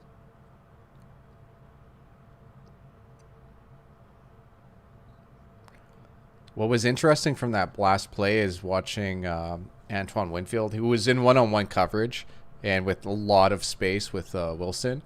But with the pressure coming, I would have liked to seen Winfield be a little bit more aggressive making a play, because there wasn't, like, the ball could only go in one spot, really. Do you think he looked a little slow there?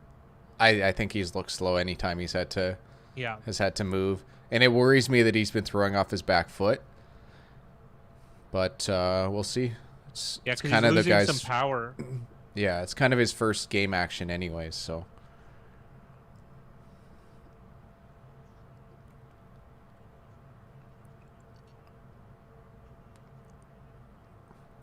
And we have a 1-point game.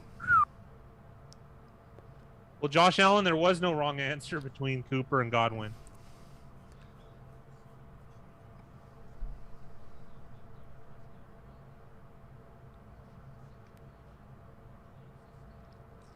Speaking of poise, you get a botch snap, and you just make the right read. I'm impressed with his. I mean, he looks like he's about as physically able as Tom Brady right now, but everything else is fantastic. I thought he was good. I was hoping that he was just going to throw that away, and we have another miss here from. That's really bad. Really bad. That's bad for my middle too. Greg the peg leg. Eric brings up some good points about the like the popularity, and it's just tough, right? Like, it's entertainment versus what's the other word I'm looking for? Like truth. It's truth. That's the word. Yeah. Honesty, like transparency, and any way you want to slice it. We try and be entertaining, but it's not entertaining to tell people you shouldn't bet on Super Bowl futures. You know? But at the end of the day, I feel satisfied, and I'm sure you do too, that, you know, we didn't mislead anybody. We're legit trying to help everyone make money. That's the whole purpose. Or lose less, whatever's applicable to you. That's rough, Jackson. Poor Jackson. Well, you and the Cowboys might be shopping for a new kicker this week. Well, didn't Fassel go to Dallas? Isn't he their new special teams coordinator? Yes, I think so. He's the best in the game, in our opinion. That's not on him, though, if a kicker misses kicks.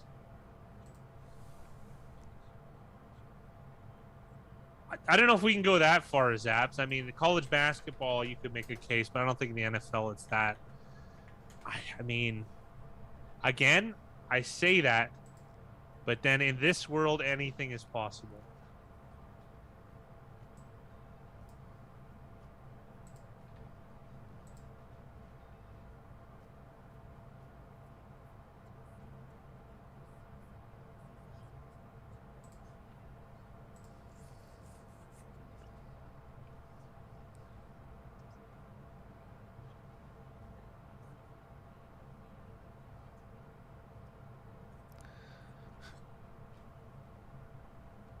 JS715 name of the week, Greg the Peg Leg. I'm excited to do that segment next week. I haven't actually looked at any of the names, so it's going to be fun to see them. Yeah, yeah. I like leaving it until the the last spur minute. of the moment. Yeah. Well, like right, you know that like 10 minutes before when we're deciding that like those types of things, the final touches. I like because then you go in like kind of happy because it always gives you a laugh. Name of the week. A little moment of brevity.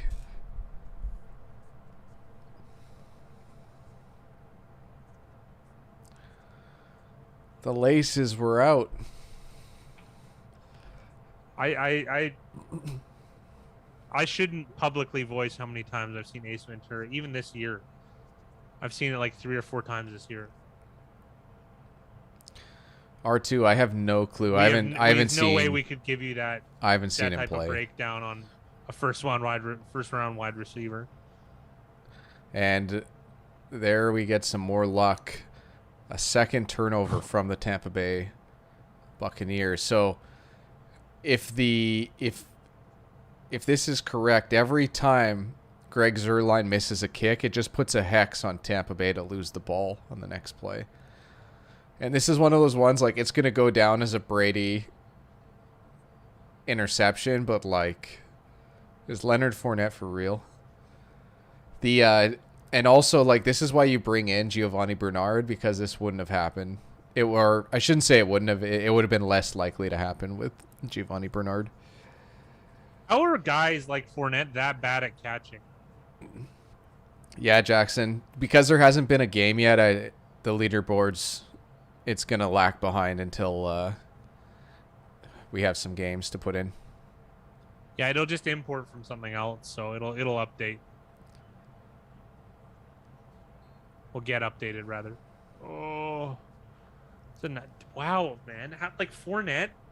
Remember when who is it? Is him and who's the other guy who couldn't catch? Was it Jordan Howard? No. There's lots of them. It was like Bishop Sankey. No. Are you talking about guys that can't catch? Strunk was the guy who couldn't catch. Lake C. Strunk, yeah. Yeah. Like, he actually couldn't catch. I remember seeing the updates, and it would be like he worked on his hands this off season. It's like, yeah, I bet. Yeah, I'm sure it got better.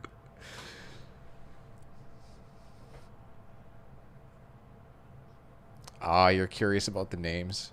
It's if I have time tonight after this game, I can create the leaderboard. 3rd and 6 here for Dallas. I wouldn't want to kick a field goal, I'll tell you that much.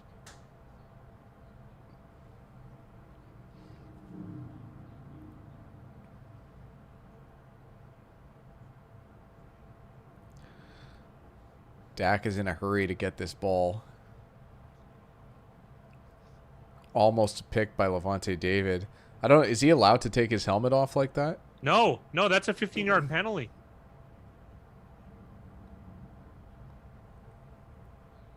What? 4th and 6, and unless they changed it, you can't take your helmet off.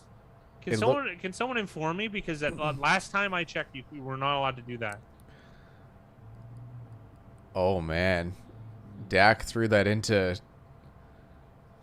triple coverage.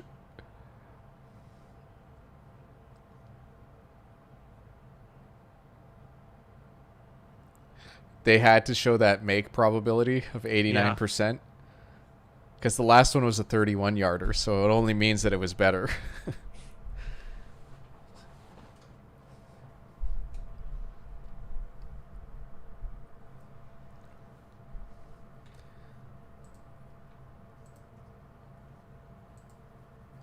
Well, the live line for this game is down to 4.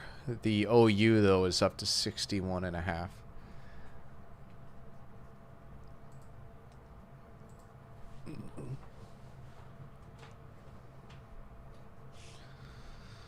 R2 bet early on Dak having over 268 yards passing, and that was just counting garbage time. What's he up to now?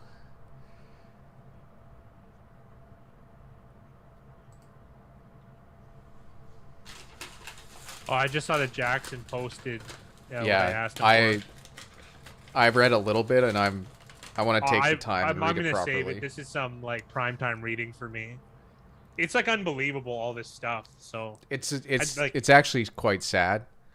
Like it's what that these scams are that obvious and like they still have success. Is that like?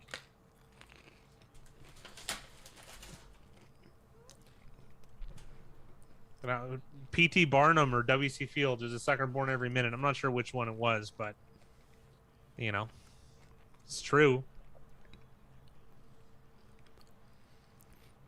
Mickens with another great return. Man, he hit the seam so fast too.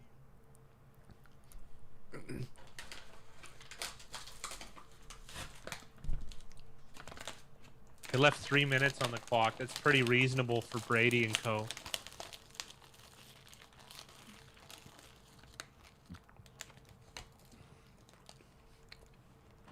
Oh, I was hoping they were gonna bring Henri Richard. I think Henri Richard has 14 though. If you add him in the as an executive.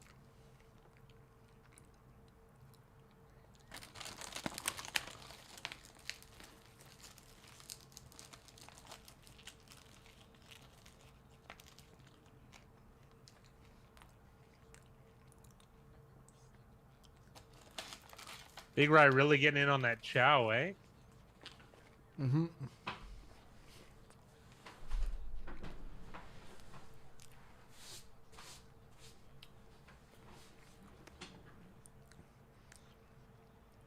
Clean pocket for Brady to we step got a into. bomb here.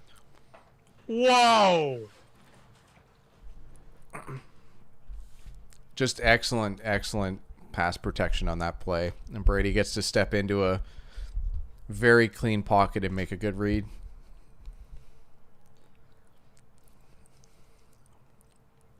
Unbelievable. This is a Steve McNair jersey, Jackson.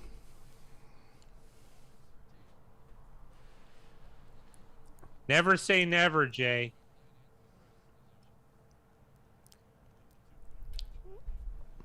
It's an Air McNair. I don't know if he answered, but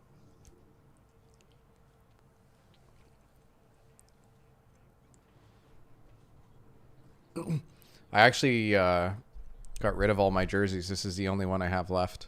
you did? Did you give me your brother? I think so. I just don't have them, so they might be like somewhere in my house, but it's the only one I left in the closet.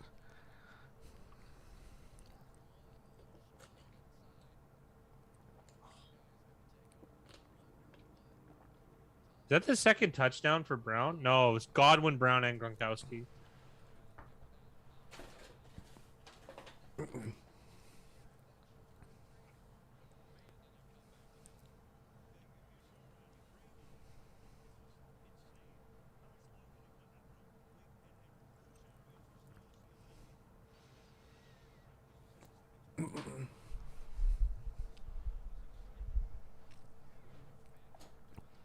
I loved McNair. He was one of my favorites.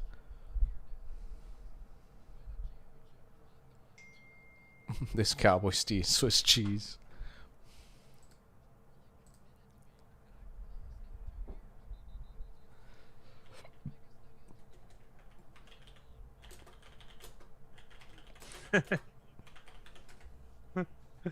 He had his video out. I didn't watch it. I'm gonna put it on some background when I do some work tomorrow, I think. But I have to double check because I know they stopped at least posting it to YouTube, but I gotta find some of my boy running down the sidelines. I forget what his name is. The Italian guy from Staten Island or something like that. Miss Pap did break the key number. Can still come back though. Oh, it was good, Jackson. I am excited too. You gave me two things of material that I'm going to be looking forward to. I'm not sure which league they play in though.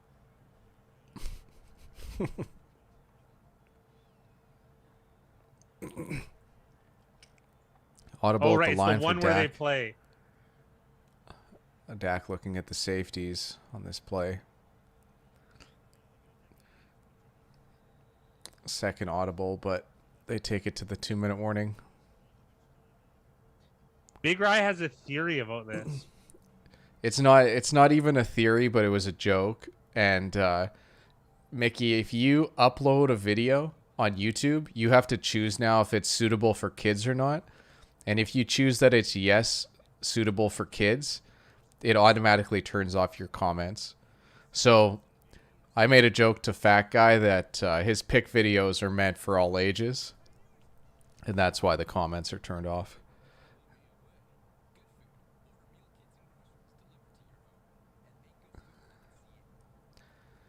But Jackson, he's an 85% winner or whatever. It's funny, like, being right is more important than making money with a lot of sports bettors. Wonder if they're getting paid to play in this league.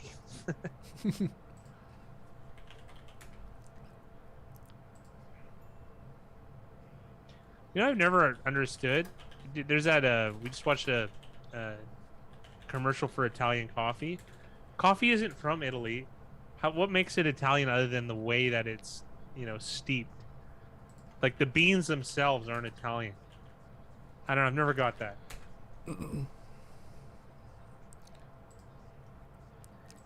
What? Mickey? Yeah. Well, I mean, that is one way of going. It's not like we're doing blockbuster movies here, but we have tried to improve over the years. I'm the laggard though, not Big Rise, so I know where to blame in this relationship. Just made me realize I don't have my lights on. So hey Google, turn on office lights. There we go. He has Google Nest.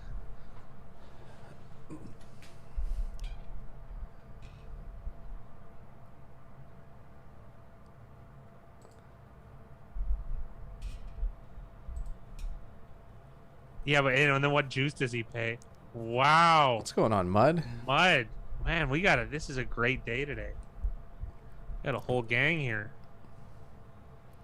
Hopefully the summer is treating you well and you're doing great.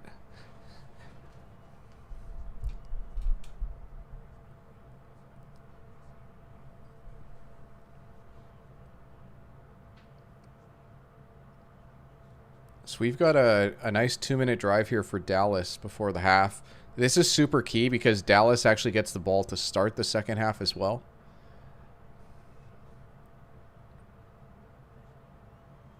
I don't think you should sell picks, period, Eric.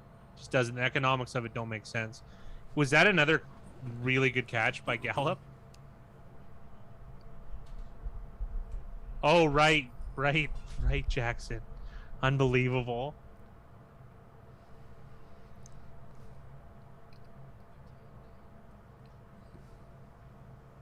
Well, I don't know what the flag would be. Mud, we've been doing very well. It's been a good It's been a good off season. Been a good summer.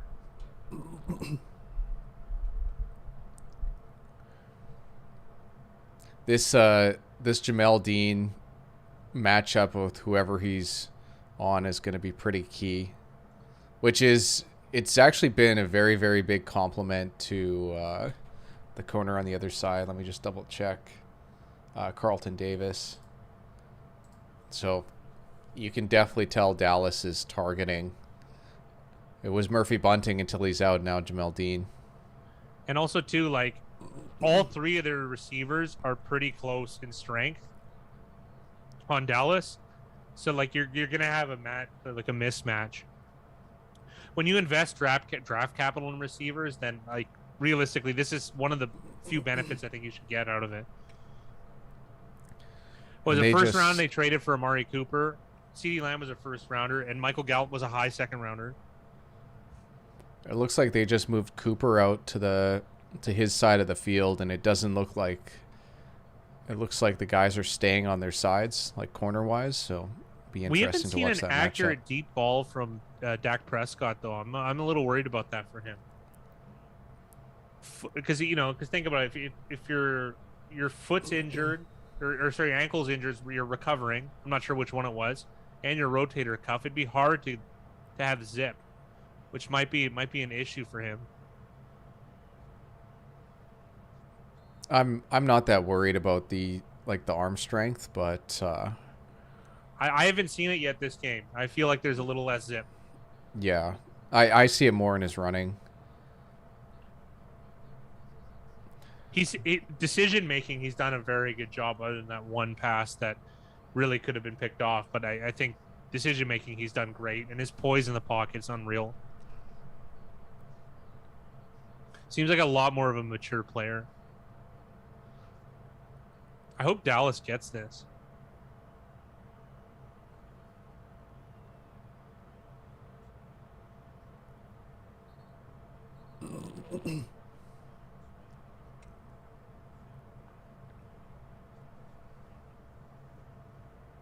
This guy's getting a workout, eh? Dean? Yeah, I don't remember a corner being targeted this many times.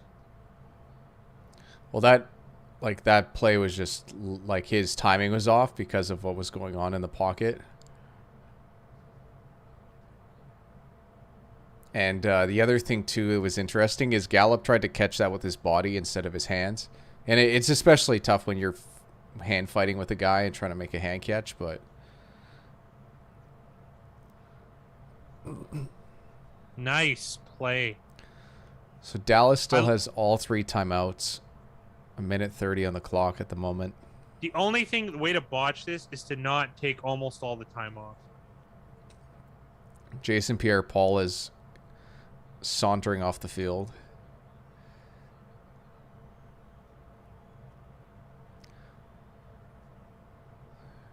Dak pretty much throws that one away. I think they could have surprised and went with a draw there, to be honest. You have 3 timeouts left. It's a good way to wind the clock down a little bit. Yeah, Mickey's saying might not want to put a linebacker on.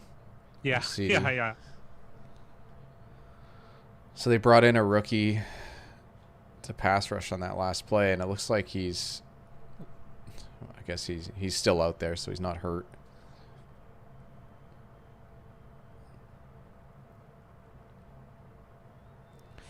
Running out of time on the play clock.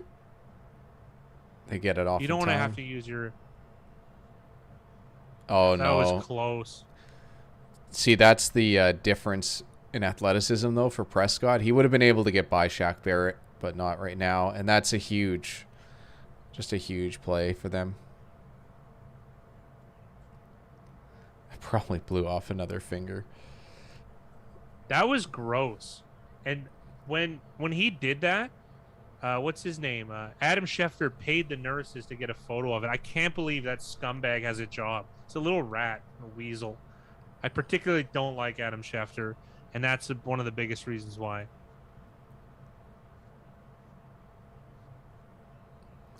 Well, at least they're gonna on this play. This could not be. This could be pretty bad for Dallas.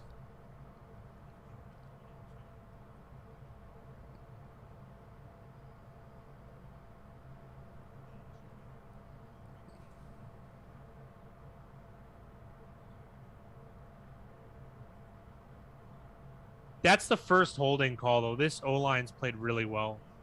Yep. Now, this next play is going to be about getting into getting into field goal position. I'm not sure how far back they are now.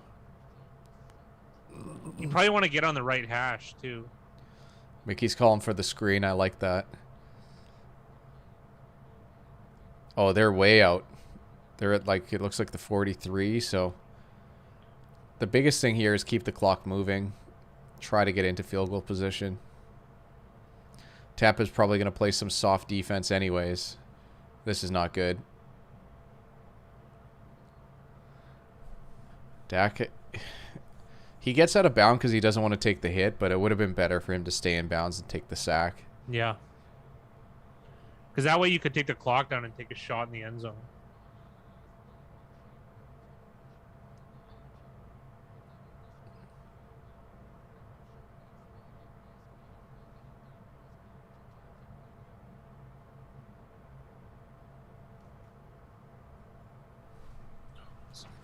Yikes! That sack would have netted me a few bucks.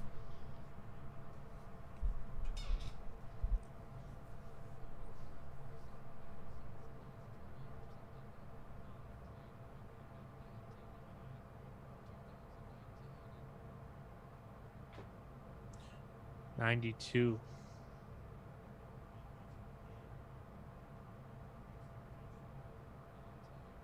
Man, I'm surprised. Those look like plastic bottoms on his cleats.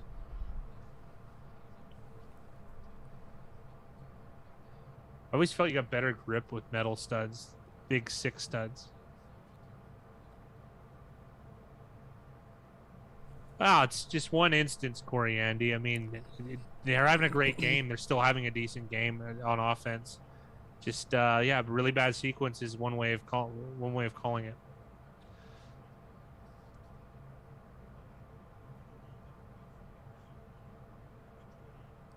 They're bringing Zerline out for this kick. Why didn't they just run it up the gut if they're going to try that? Like a run a draw or a screen, like Mickey said. We're getting a 60-yard field goal attempt here. And if Dak played, if Dak stayed in bounds too, then this, like, you would give the Tampa no chance of scoring points, which they have chances of scoring points. And that looks good. Oh, I thought that was in. Jackson's having a dumpster day. fire in the DST or the kicker department. I got excited.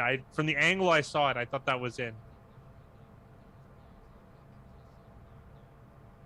So now Tampa gets the ball at midfield, 1st and 10, with 15 seconds left, but no timeouts. I'm not sure how or why they lost that timeout on the last play, because it looked like Dak ran out of bounds. Unless there was like an injury on the field, but even then, I guess you play 3 deep with corners in. That's not so bad then. I thought they had 1 timeout left. Mickey, why are there so many guys on the line? Why are there so many guys close to the line? Are we serious?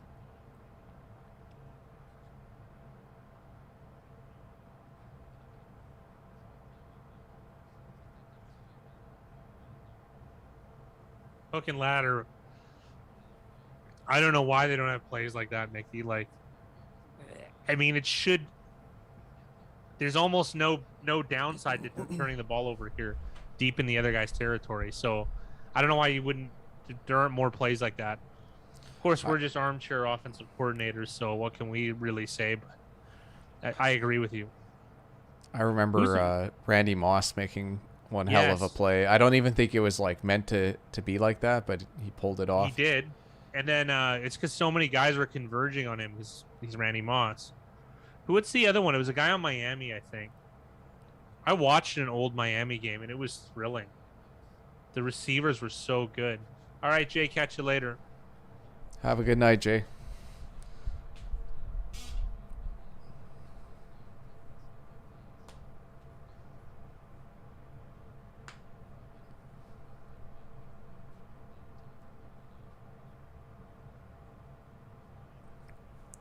This has felt like a very long second quarter.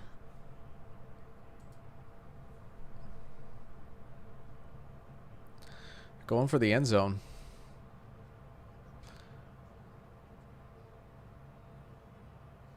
Oh man. This actually has potential. Oh, what a...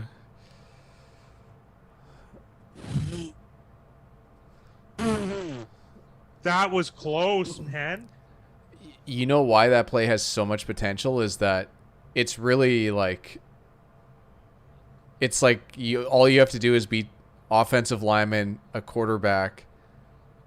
Well, the quarterback's slower than the offensive lineman. Why did he run on that side, though?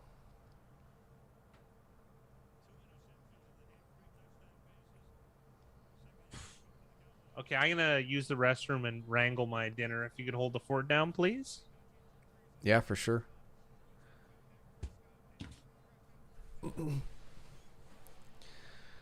So Tampa Bay has a 5-point lead going into halftime. And the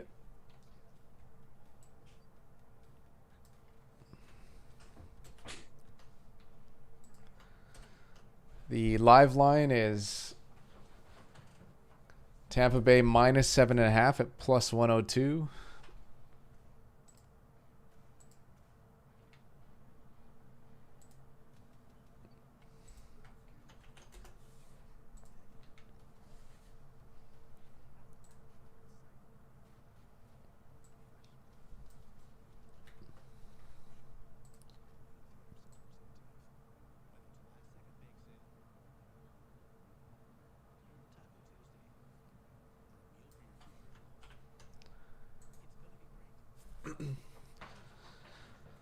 Get the live lines up there for people. Tony Nathan did that hook and ladder touchdown in versus Chargers in playoffs. How I'm not familiar with Tony Nathan, so I'm guessing this has happened quite a while ago. He was born in 56.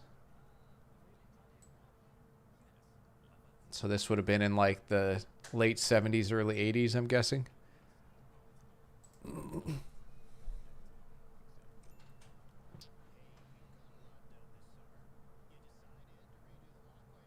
With Fat Guy leaving, we could talk about quarterback trades. What do you want to talk about, Eric?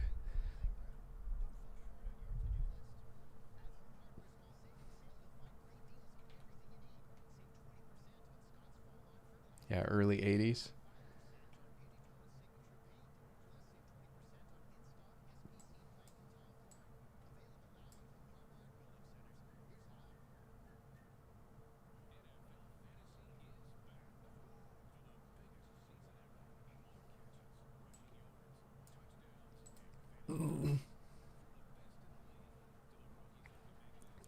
The Jets and Panthers may retrade the quarterbacks.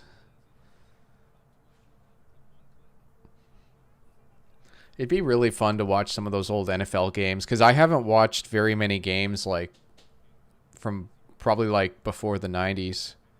Like I haven't watched pretty much any NFL 80s or prior.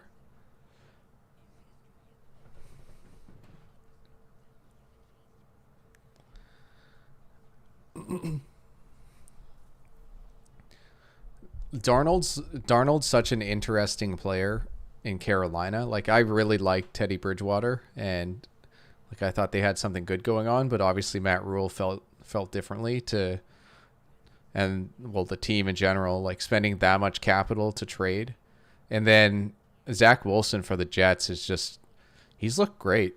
Like he looked absolutely terrific in the preseason. I hope it continues. The more good quarterbacks in the league, the better. Like it just games are more fun. Like look at this game. Like Tampa Bay has what would be considered by most a much better roster, but like Prescott can keep them in this game. It's just more fun with good quarterbacks.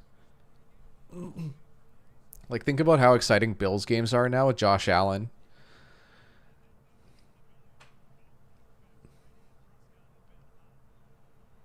It looks like if I saw that correctly, it's only been four rushes for Elliott.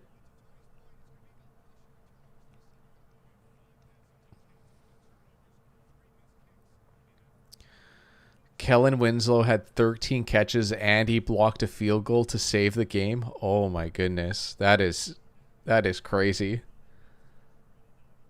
Yeah, Darnold had one of the worst NEAs last year. But the thing that's like tough is that Jets team and the Jets coaching just wasn't very good. So it's like how much of that is Darnold, how much of that is, offensive philosophy, how much of that is scheme fit. I don't know. That's why it's just interesting to see. Like, if I had to rank all 32 quarterbacks, like Darnold is near the bottom, and I really do like Matt Rule. So I just want to see like where does this line like shift to? I'm doing stuff in the camera and you guys can't even. I don't even have myself on the screen.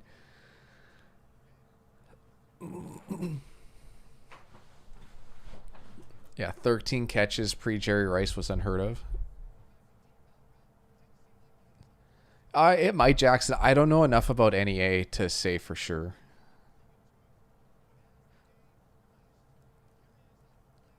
But I'm so much like the more football I kind of watch and study, the more I just lean toward coaching. Like coaching is just such a big deal. Play calling, coaching, just putting guys in positions to succeed just means so much. And Brian Flores is a great example of that. Like that roster in Miami was just absolutely terrible, and he did a terrific job with it.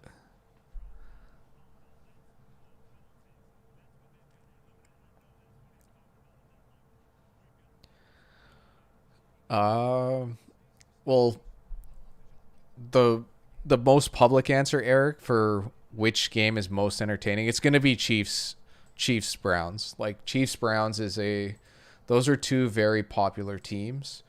From a betting perspective, I think that the Seahawks Colts game is polarizing, and I think the Chargers Washington football team game is polarizing. I'm actually, like, I know this is not a popular opinion. I'm really excited to see the Texans play because I just don't know what to expect from the Jags or the Texans. So to me, that's going to be a very entertaining game, but that's like from a knowledge standpoint. Steelers Bills, I pretty much like watching any Steelers game, so Steelers Bills will be good. Vikings Bengals is kind of a meh for me. I'm still interested to see Joe Burrow and how his health looks. 49ers Lions, to me the Lions are going to be the toughest team to watch this year. Packers Saints is going to be good for the afternoon games. And Dolphins Patriots is going to be entertaining as well. Like it's going to be a close game.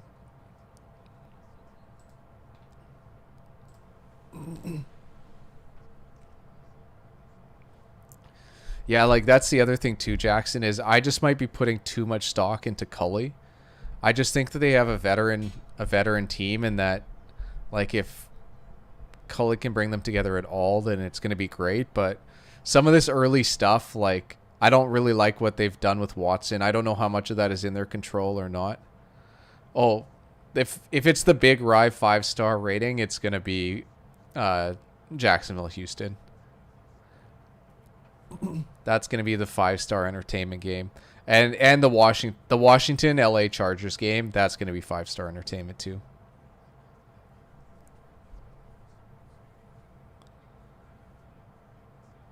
Texans, Jags, my bags are packed. What's going on, Sam?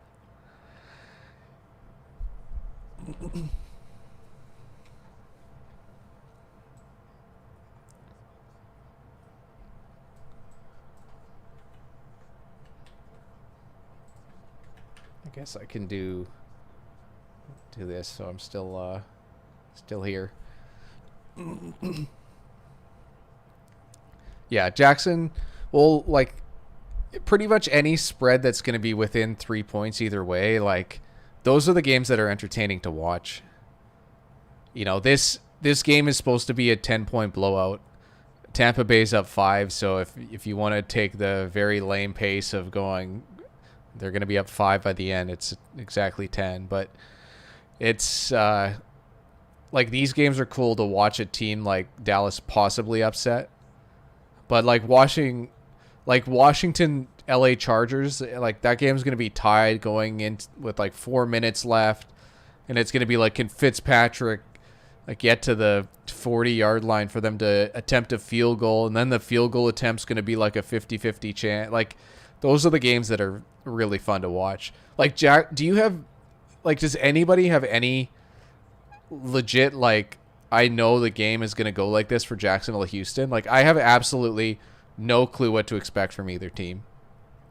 I could see if Lawrence comes out and has a 5-touchdown game, I'm going to be like, holy crap, this is unreal. And if he comes out and has 4 interceptions, I'm going to be like, I'm not even going to be surprised. Like, and then Houston has Tyrod Taylor. Like, everybody's writing off Tyrod Taylor. He was supposed to be the starter last year in LA, and he got his like lung punctured by a doctor or something. Like, the guy was a legit starting quarterback last year. Now this year he's a starter, and everyone's like, oh, he sucks because he's not Deshaun Watson. And then everyone else is always like, oh, last year they had Deshaun Watson and they were a bottom team. Now this year they don't have Watson and everything else is worse. Like, I don't know if the coaching could have been any worse last year with Bob. So a change at quarterback, a change in the coaching ranks. Like, I think these are positive changes, or, you know, maybe slightly below average. So yeah, there's just so much uncertainty. Like, I know that there's more hype for Jacksonville, and I know there's more hype for Urban Meyer. I know there's more hype for Lawrence, but like, so much is unproven on both sides that, to me, that's just thrilling. Like, I know what to expect from Tampa. Like, I know what we're going to get. Other than Dak's injury, like, I know what to expect from Dak. So it's you know, you guys got me ranting about 5-star entertainment. I think there's so much uncertainty, and I think there's fun with uncertainty.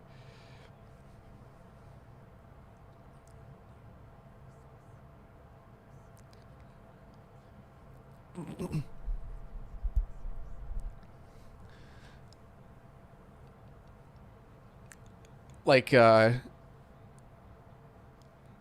and to bring it back to the NEA and like Teddy and Darnold. I forget what Teddy finished at with NEA last year, but if you switch those guys and switch their coaching and everything, like, don't you think Darnold would have had a similar one to him? And don't you think Bridgewater would have had a similar NEA to what Darnold had with the Jets? Like, I just think that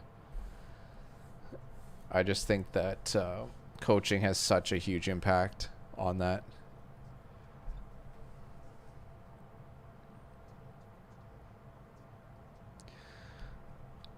Eric, I have absolutely no clue. Like, I have no math to back up first quarter scoring, so any first quarter stuff I'd be guessing. And the other thing too is that for a non-scoreless, like for a non-draw, like, I want to know what the odds are for that, because you want to be able to compare them to see what the juice is that they're charging. But that's a great example of like a market that if you studied hard enough, that's where you could find edge easier than like spreads or money lines or over-unders.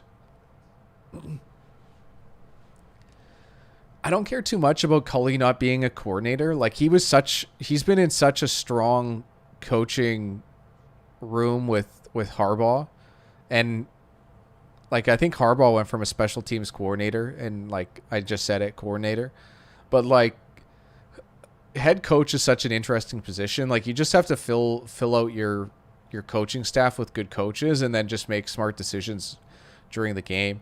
And when the trashing the analytics part is tough, but like, I think that's pretty common with most coaches. But I also think that some of the newer coaches that have been having more success probably lean a little bit more to analytics, just being younger. And I just feel like there's more quick to adopt the newer philosophies.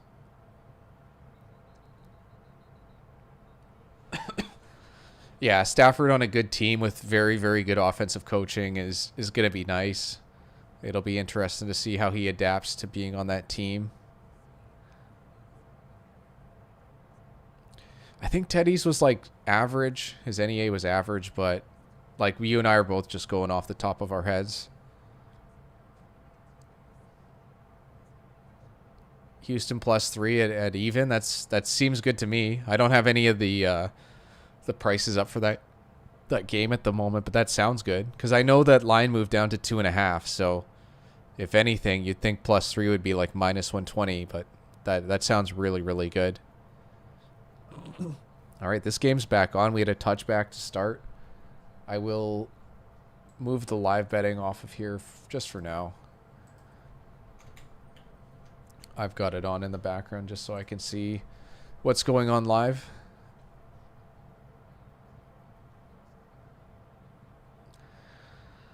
All right. Dak in shotgun here, 2nd and 10. They brought, I don't know if that was a corner blitz or just a linebacker came out on Schultz, but they came from a blitz way wide on the left side there, and Prescott was able to throw into the blitz, which is what a lot of teams coach.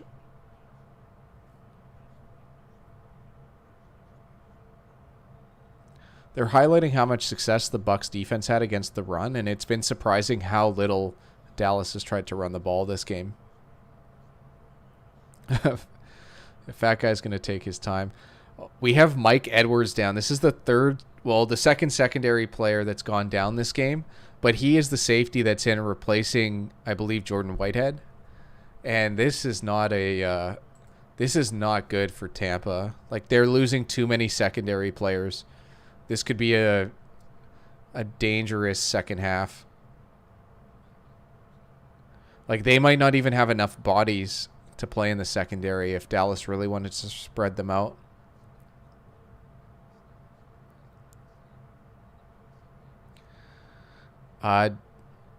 Jackson, I use NordVPN and it's been good. I don't know if there's any ones that are better. You might be able to find ones that are cheaper. But Nord has worked well for me.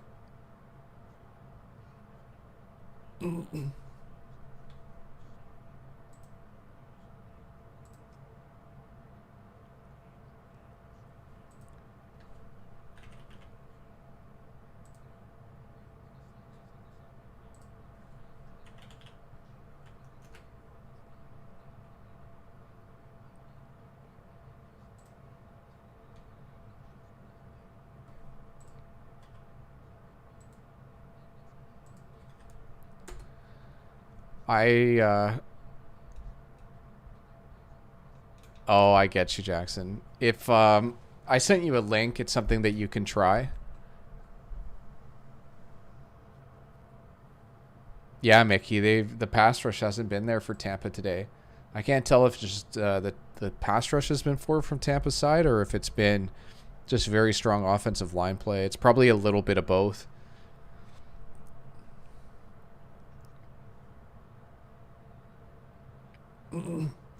Yeah, like it says Tampa has 5 defensive backs out there, and it might be the only 5 they have left on that sideline. And right away they go to challenge, I don't know what secondary, or Ross Cockrell there, 43. Jamel Dean was lined up on that side as well, which is different than what we've seen because usually Carlton Davis has been over there on that the left-hand side of the defense or the right-hand side of the offense.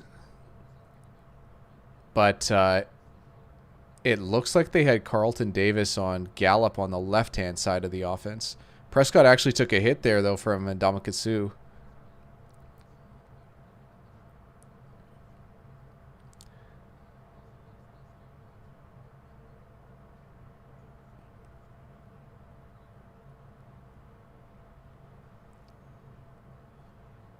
At that time, they attacked Carlton Davis, and Amari Cooper came up with the catch.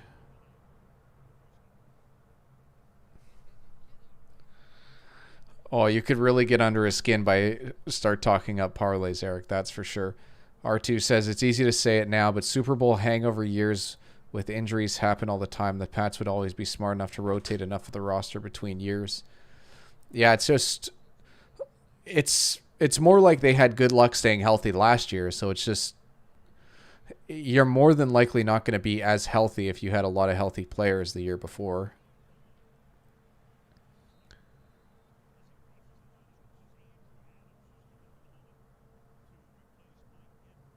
Really nice play by Adams, who is the backup safety, or I guess the fourth safety that's going to come into games. So excellent play there.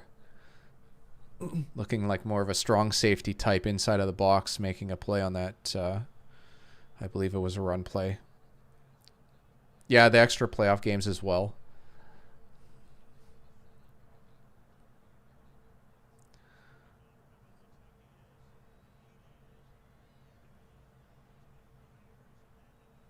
Great catch by Amari Cooper.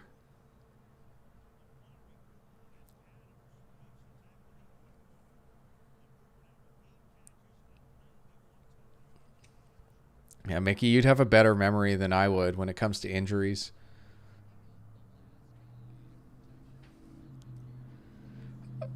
Josh, when it comes to like starting and sitting guys, like really don't fret it. There's going to be weeks where you have guys that play way better, and there's going to be weeks where guys play really poorly, and it's bound to happen. Like, every single one of you had 4 guys to choose from, so it's a 50-50 on anything. Like the gap in the amount of numbers that these guys can put up is pretty much, it's so razor thin.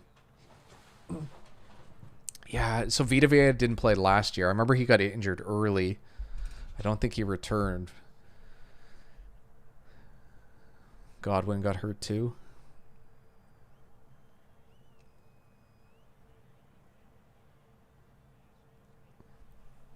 Dak being aggressive there. It looks like a late flag.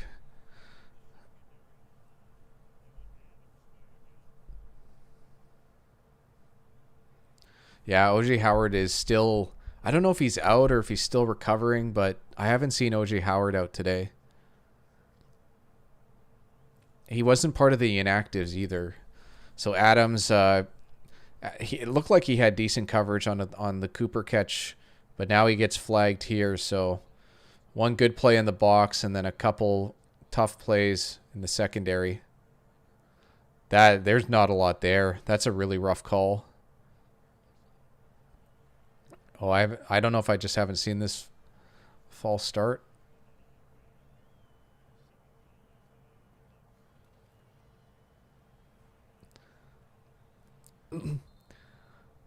Pollard does a really good job attacking the hole when he can, and that it has a lot to do with athleticism, just confidence in being able to hit that hole. Prescott up to 270 yards, 2 touchdowns, 28 for 39. It's been such a clean pocket for him. It's really, it's kind of a shame. If he's a little healthier, they probably get a little bit of a better finish to that first half. 2nd and 4, low snap. In the face of a blitz. What a pass by Prescott, who had pressure coming fast right in his face. It's going to be 1st and goal for Dallas.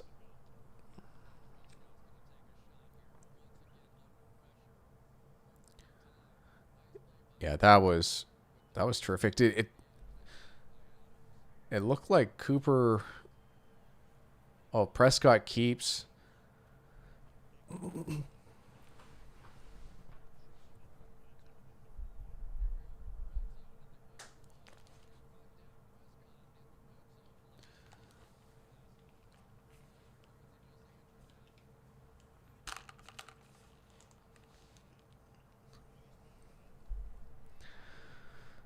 So 2nd and goal.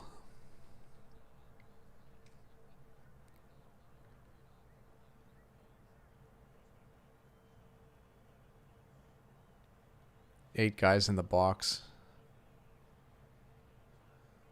Oh, a little bit earlier, and Elliott probably could have got in.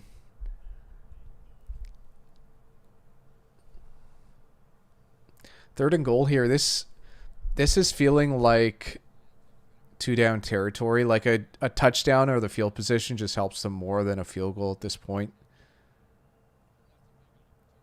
Oh, man. Just too late making that decision there to get the ball to Elliott, who probably could have got in if that ball was just delivered just a tiny bit earlier. But with the pressure coming in his face, it's just a hard throw to make.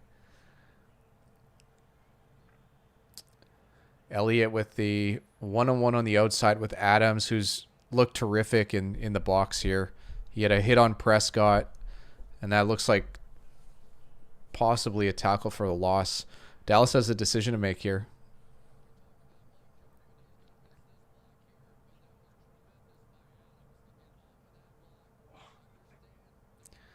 Oh, just a complete whiff on the block.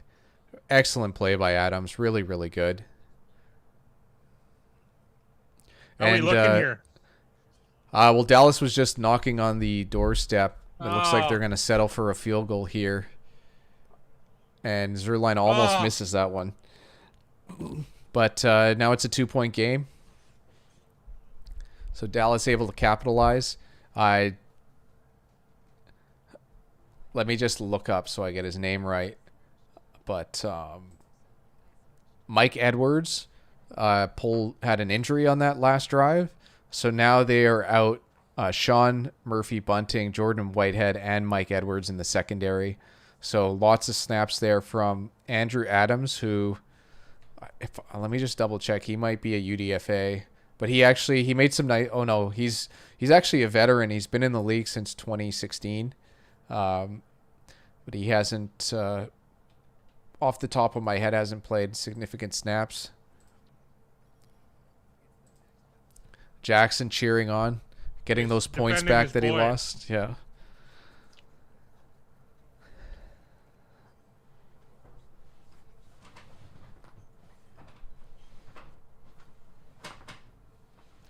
But this all one drive. Yeah, it's just nice. a nice 5-6 minute drive from Dallas. The safety that they brought in, Adams, made some couple nice plays close to the line of scrimmage, but then he got beat for a 3rd and long, and he took who caught it? Cooper, and then he had a penalty in the secondary against a tight end. So it's going to be interesting. There's lots of guys that they can pick on in that Tampa secondary right now, with three of their key players being out. Well, 2 starters and the backup for one of those starters. So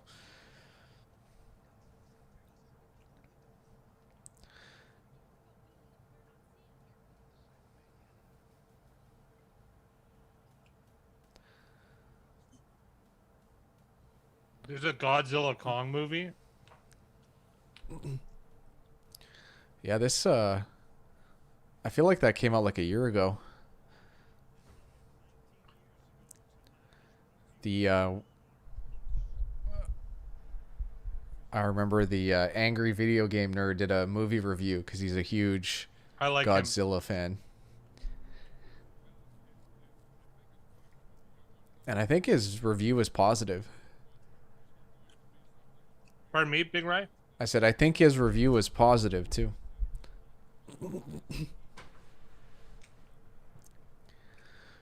Something that you missed quite earlier was Mickey brought up who it was. It was Tony Nathan that did the hook and ladder touchdown versus the Chargers on Miami, in the playoffs. Right? I believe so. He said for the Dolphins, early 80s, one of the greatest games ever. He said Kellen Winslow had roughly 13 catches and blocked a field goal to save the game in OT. Yes. I think he got carried off the field. Like he was exhausted or something. Man, Mickens has had some good returns. He sure has.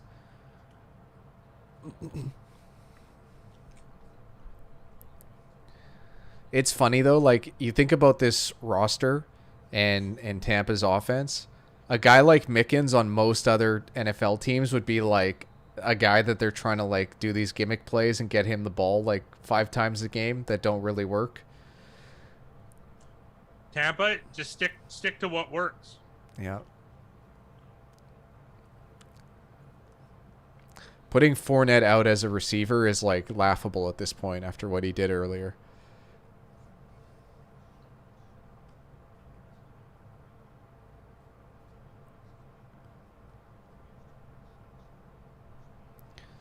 I'm going to let Mickey take that question, Jackson.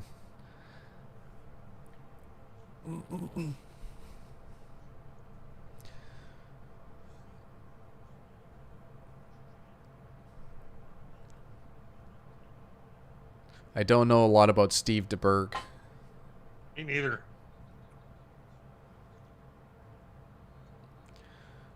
On a drop from Godwin there on 2nd and 10. So it's going to be 3rd and long here for the Tampa Bay Buccaneers.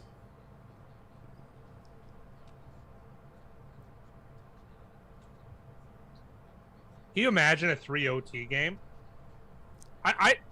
Some of those playoff hockey games though, that's That's where the magic happens.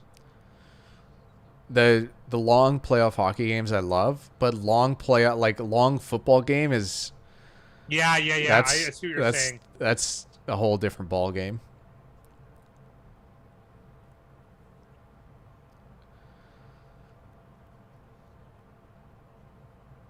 Yeah, That's grounding. Is that grounding? that looked like grounding to me, or some sort of hold or something. I don't think it's gonna matter because they're gonna decline this, and Tampa Bay is most likely gonna punt on 4th and long.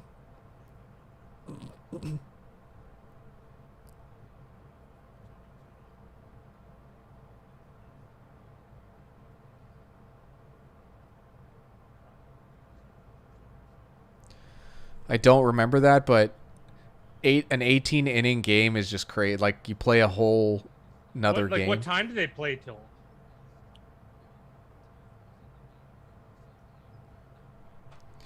Think about how good of a journeyman you have to be to play until you're 44.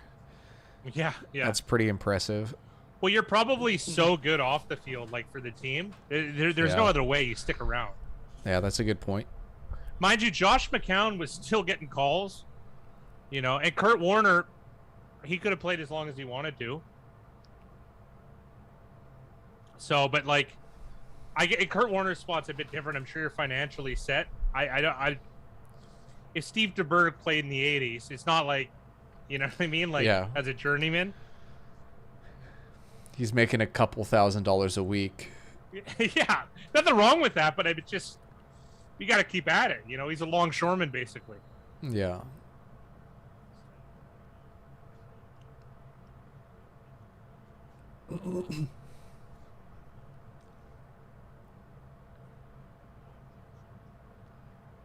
Who, Lamb's returning this? Oh, that was pretty nimble. It was good. It felt like the ball could have came out at any time, though. Okay, this is the stuff of legends. He got hit so hard one game his voice box quit working, and then he's a silent count. Holy smokes! So what do? You tap the center's testicles a certain amount of times? Well, I know in college they have a good night, Jackson. Here's Jackson. Thank you so much for joining us. It's been great. I know in college they sometimes use like the clap. I forget. There was a quarterback recently that did it. I want to say it might have been Sam Darnold, but I felt like, or maybe it was Josh Rosen. That worked out. I don't think so. The guy's been terrible. I had to. Yeah, he's still on an NFL roster. Yeah.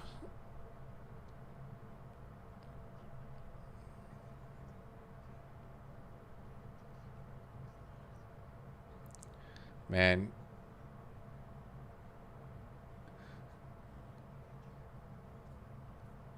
Clint Eastwood has one hell of a close shave for an 88 or 91-year-old man. I feel like most old men I see don't have that clean of a shave. You've hung around my father before. Yep. 75,000 for Zeke to score. Talk about a gamble. Like, what kind of insight could you have to know that a player is going to score a touchdown or not? Like, that's a tough thing to predict. Like, how would you even start handicapping something like that? I mean, there's ways. There are ways of doing it, but like, I just, and it is possible to beat. It takes an insane amount of effort, and there's no like, and the guys who can handicap that properly, like have coded an algorithm, they're not going to be able to get 75 grand down. I can tell you that right now, unless they have a bunch of outs, which is, I don't know, it's so difficult. They wouldn't want to waste it on that. A lot of guys like that play daily fantasy. That's when you get like 10,000 rosters and you play them all. Also, like, they limit rosters now, though, I think. I sure hope so. I don't see why they would, though, because that's a lot of income for them to turn away. Yeah, but you're probably losing like new customers too often because I don't. it's a carnival game that's rigged. Yeah, Oh, you've got some good interception here for examples. Tampa Bay. Carlton Davis. Who threw that beach ball? What an idiot! There's a flag on this play that could. I think it's against Dallas. I'd really be curious what that what a voice modular voice box That's to me that's unreal. Like that is in the 80s. they had to imagine the science that had to go into figuring out how to make their quarterback be able to speak. Imagine the assignment for the equipment guy. Hey, Yeah. so you know DeBerg, he can't talk, hey? So you're gonna have to figure that out.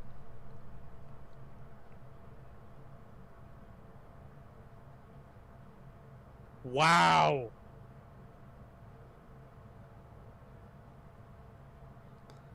So it looks like it's going to be a turnover, but they're going to push them back and they don't get the return from it, if I had to guess. Which that does help considerably.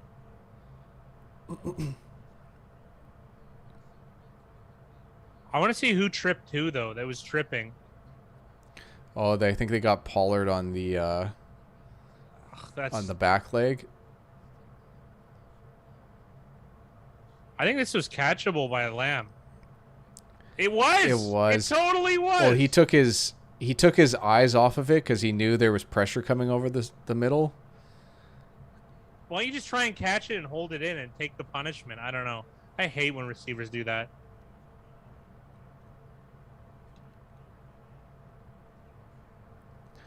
It's been a rough game for CeeDee Lamb.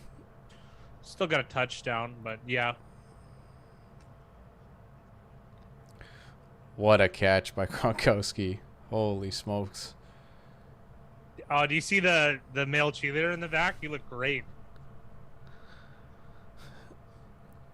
I didn't, but I'm definitely going to be signing up for a Tampa Bay Buccaneers cheer squad calendar. Much like the Tennessee Titans ball boy calendar. Oh, I would love that. It'd only be like half a calendar anyways. 3 months. 3.5 months.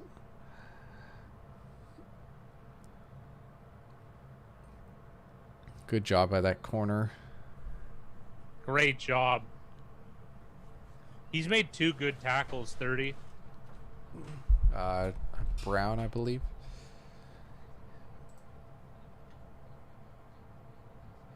Anthony Brown, a 6th-round pick from 2016.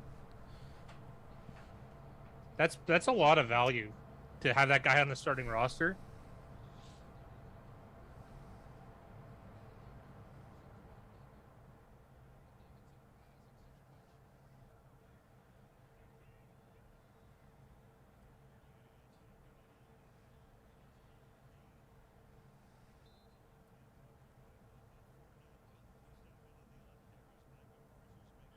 Where is Bernard?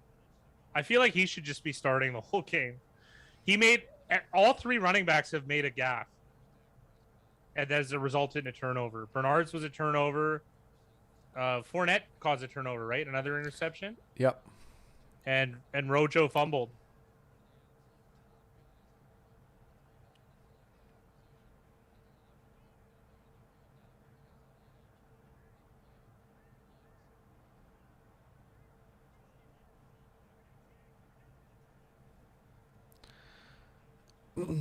Oh my goodness. So they just bring out all out pressure and they ask DeMarcus Lawrence to cover Gronkowski. That's a good idea.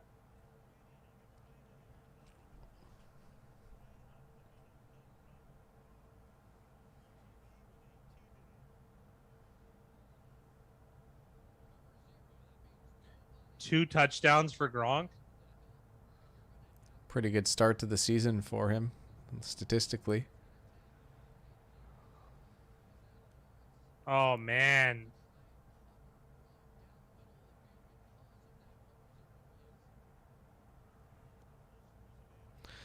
It is pretty crazy. Like, it'd be interesting to see how much they're using Gronkowski to actually run routes and how much they're using him to block, because that's twice in a row where he's lined up like he was blocking and is just wide open for touchdowns. The block release. Well, I mean, those guys, I'm sure, speak a pretty. They communicate very well, I would imagine. So, but that's also like a long audible. Yeah, but it's also got to be like a long con by the team, right? Like if he was doing that every single play, they'd be expecting it. But it always seems like the Dallas defense has been caught off guard on both occasions. Yeah, but it could be a block option, like because Brady can tell him like when to release. I know, I'm not exactly sure the mechanics of it, but it's a very exploitable thing. Yeah, from a defense perspective though, would you rather give up the easy catch for a touchdown or possibly lose out on one block? Like you got me there. I know next week, like these same plays aren't going to work because whoever they're playing next week is going to be game planning with that in mind. Yeah, I'd have to hope. But then if you leave Gronk with no one to block, you can just run his way. You're going to get like 5 yards of pop. It's a little bit of a conundrum.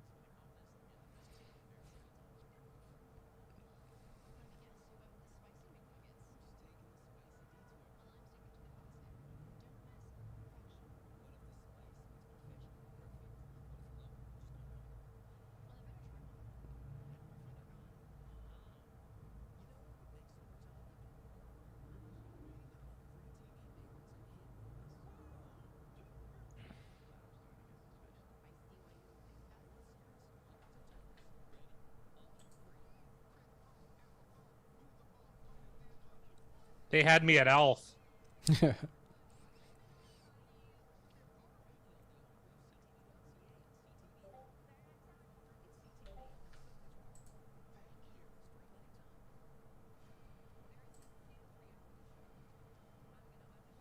I did like the Key and Peele show.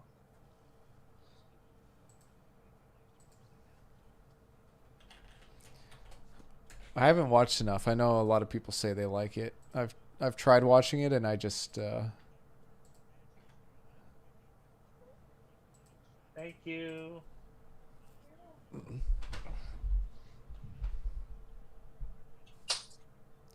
Oh, is there lots of Baker Mayfield commercials? Yeah, I hope he took a summer off from that stuff.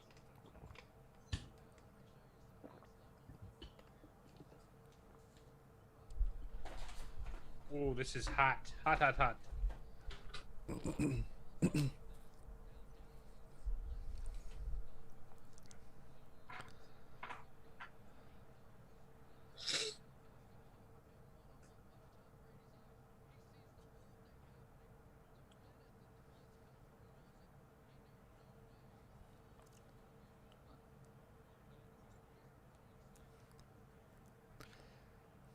All right, Dallas starts at their own 25.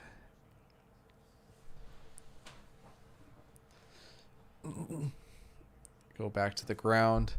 I really don't like how Elliott's got the ball in his right hand running down the left side, but it's so bizarre for a veteran, right? Well, the guy knows what he's doing. It's just not very common. Who's first? Harrison or Wayne and Manning? Be my guess. It's gotta be. That's gotta be it. How long did Rice and Montana play together? I don't think long enough, because half of Rice's career is Steve Young.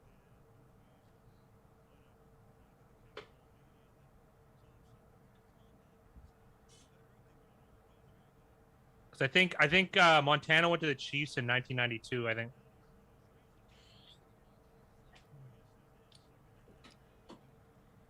Way too hot.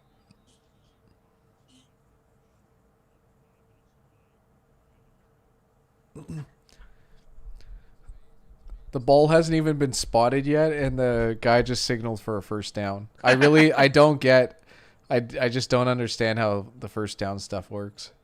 Like, I guess there's guys spotting like their foot closer to the sticks that we can't see off screen, but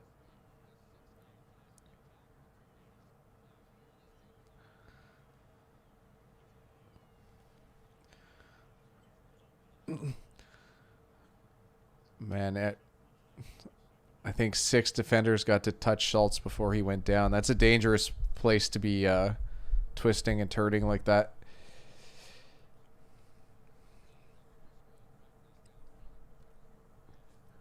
I don't know why you can't just run it here. Like, it's not. You're not. This game's not over. Like, let those old linemen beat up on him a little bit. They're playing a 5 down lineman on this play. There we go. Or I don't know if it's just that Devin White was on the line of scrimmage.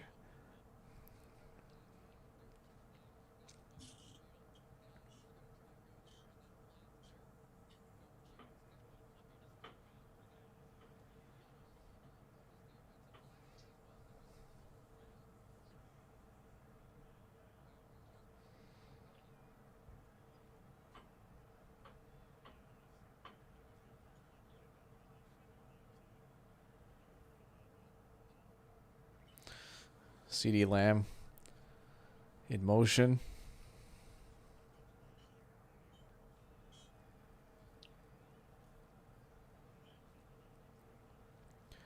Nice completion there. There you go. I kind of like how Lamb twists, like, and he falls backwards nicely. You know what I mean? Like, I don't mind that. There's been a lot to criticize, but, like, I feel like he's gone down, like, added a yard or two each time in one of these short to intermediate catches. I think after the catch, he looks really good. It's the connection between him and Dak that just doesn't look like it's fully developed. 3rd and 1 here. Play action. That looks like a large yard. Why wasn't Elliott open, like, ready for it there? Because he looked his way. I don't know if he's looking someone off, but Elliott was just standing.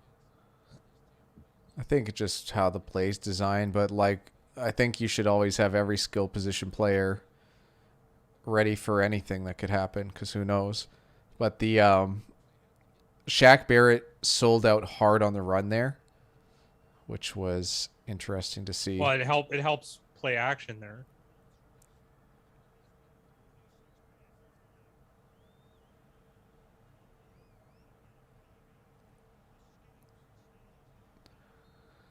Did he get out of that? Yeah. Wow. 2 hard-earned yards.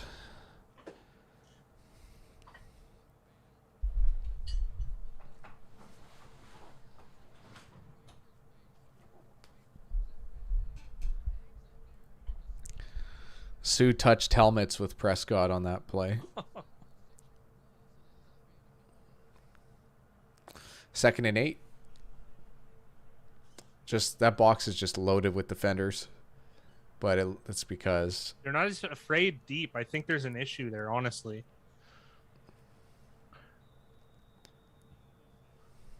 Yeah, he fought for some yards there.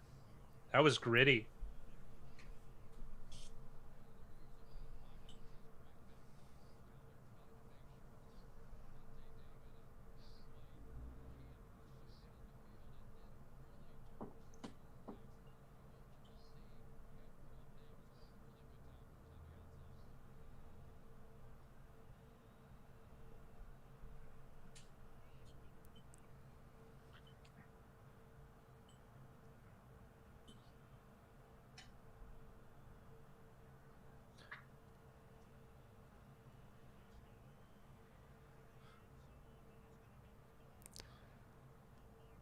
Wow.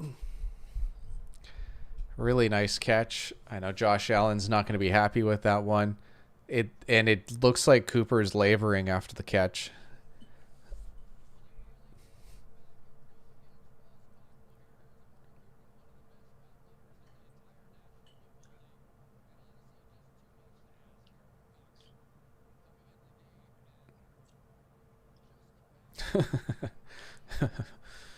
Boo, says Josh.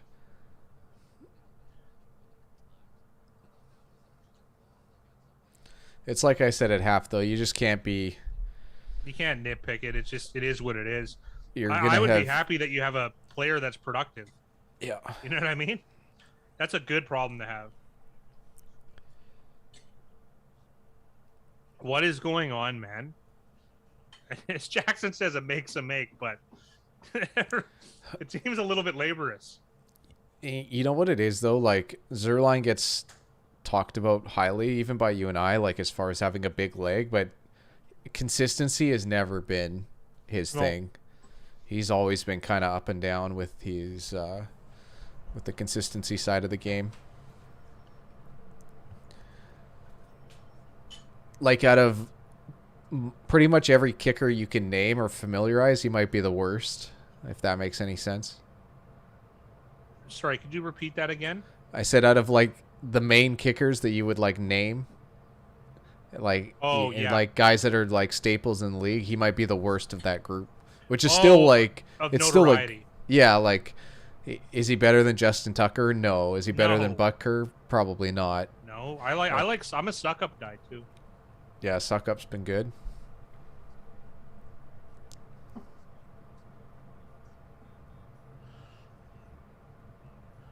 But then again, who was it? Was it Gostowski on Tennessee that missed 5 kicks against Denver in Week 1 last year?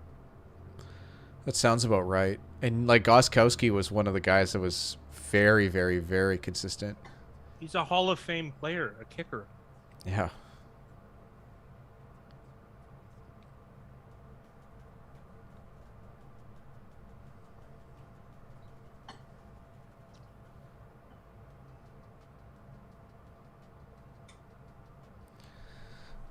Eric hoping that the final score would be 28-19, so the spread and the OU would cover, I'm assuming. But it looks like the over has officially hit, I believe. Because I think we're at, what, 24 or 54 points now?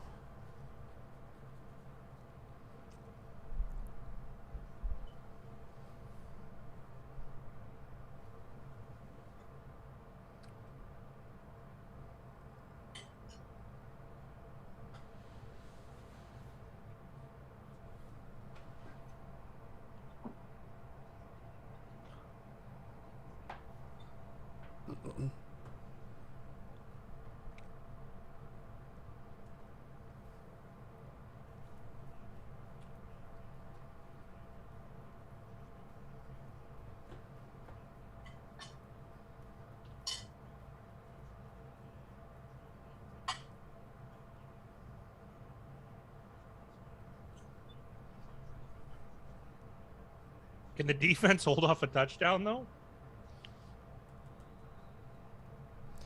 That's a good question.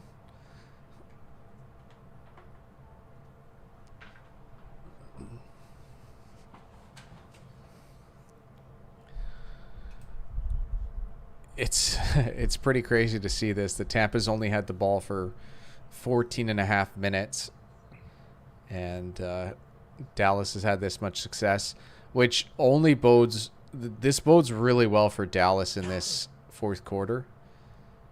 If Tampa Bay's been on the field that much defensively and they haven't been able to rush the passer, some of their secondary players are not quite as gassed, but they're not quite as skilled either, so it's a interesting trade-off.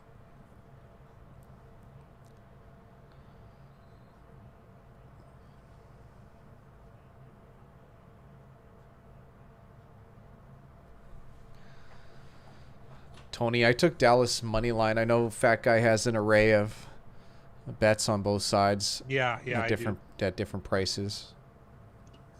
Tampa by 7 or 8 is probably my best result. 7 in particular, but that Greg Zerline missed Pat really joggled up the numbers.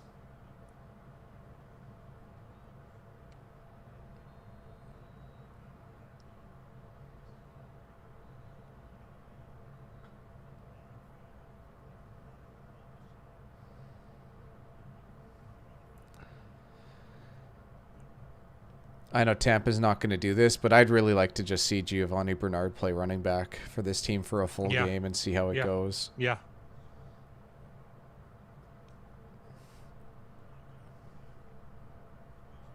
Remember when Van Der Esch, his rookie season? I wish he was the same player. He just isn't.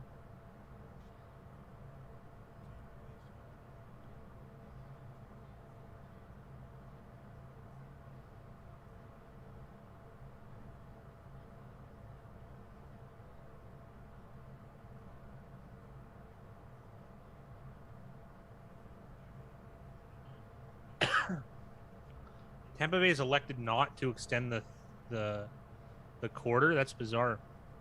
I didn't know you had that option.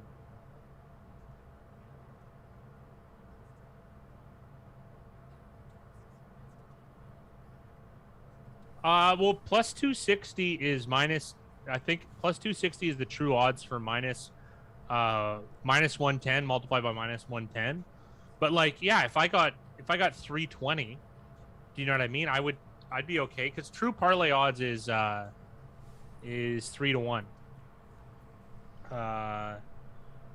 Sorry, it's 4-1. So yeah, I guess that's what I would need. It's like I just don't understand parlaying. It doesn't make any sense. I don't know about great. I'd have to look at it again. It depends on the wagering, but like, why do you have to combo it, right? If it's correlated, right? Like you have to have a reason to it. Just because they exist in one game, i.e., the over and Tampa Bay, which probably is correlated. You do need evidence. Like, here's a good example of a correlated parlay. I heard of someone getting about 2-3 years ago. One of the college football teams was minus 44, or sorry, minus 39, and the over under was 44. Well, how many times are they going to win by 40 or more and not hit the over? Whereas the other way around is correlated as well, right? So when you're going to do correlated parlays, you need evidence, not just, oh, these two things happen in a game, right? So usually it's two extremes. So a defensive team in the under, an offensive team in the over, that type of thing, right? Tampa Bay is kind of well balanced, so it's not like and so is Dallas is more offensive as well, right? So it doesn't really work. I'm trying to think of a really good extreme. There might not even be one that I can think of in the NFL at this moment. I really like the example that you had in real life, and that was the punting in the Super Bowl. Yes. And the what was it? The OU. Yeah, I had over 8.5 punts and under 46 points. I think this was the second Patriots Giants one. So like those are correlated, or under in punting and over in scoring. Well, I mean, those are just the direct correlations on unbelievable.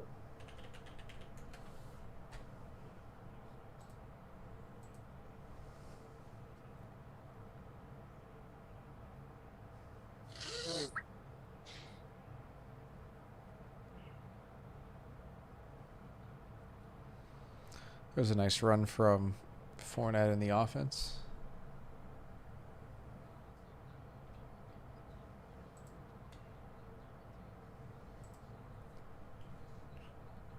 Oh, yeah, I have under 13.5 points in the fourth quarter. I forgot to mention that. Well, let's hope for a low-scoring quarter. That gap is huge. Why didn't Smith just hammer that hole? Like, I don't like that waiting, like, mime thing that everyone does. You can't stand when they back up, which is worse, but...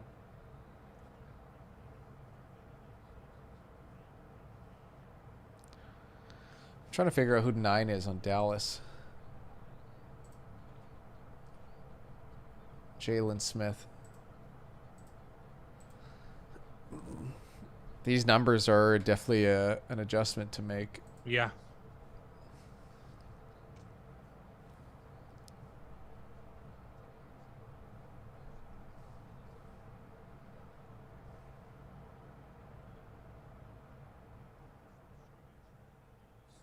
LSU pads poking out.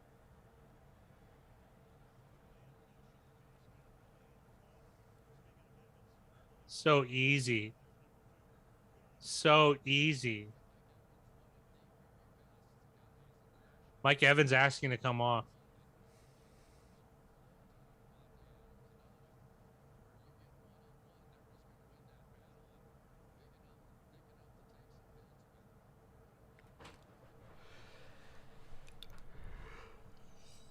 Looks like he picked up a stinger.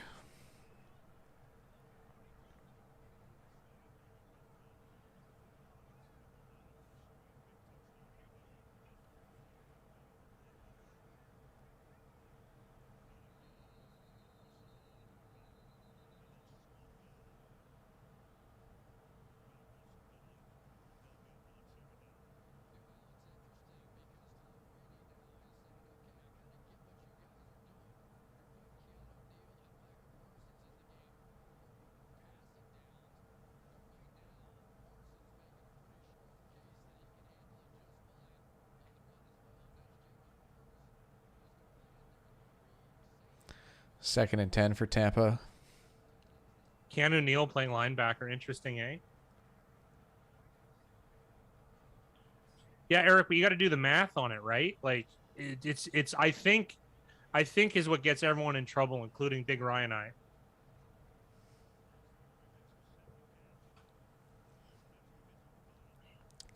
Well, there's the whole thing is whenever you say I think, that just means that you've got a hypothesis that going forward you can measure how that does. So like what Fat Guy likes to say is like just fake bet it for this season and see how you do. Yeah, virtual bet it. What difference does it make if you make a say you made a couple $100, let's just say hypothetically, or you could have lost a couple $100. Just put the time and the effort and record. What's the couple $100 isn't going to change your life. Finding a hole in the system, that'll change your life. Possibly. A bunch of other things have to come into play, but like just virtually bet it. Yeah, that's a tough drop from Godwin, who could have made the catch. It wasn't an easy catch, but he could have made it. It was doable. Josh saying he could have used that. It just looked like he ran out of. How is he so open? He looked tired. This is looking good for Dallas. So, Eric, what I was saying is you can just fake bet it. Just record everything. Make a hypothesis and then diligently record. And then all of the answers you want, they will be there.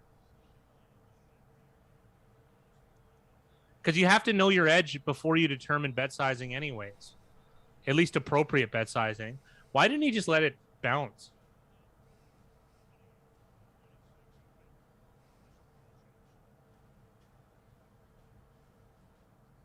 I did a membership video about bankroll management, and I do touch on that more than once.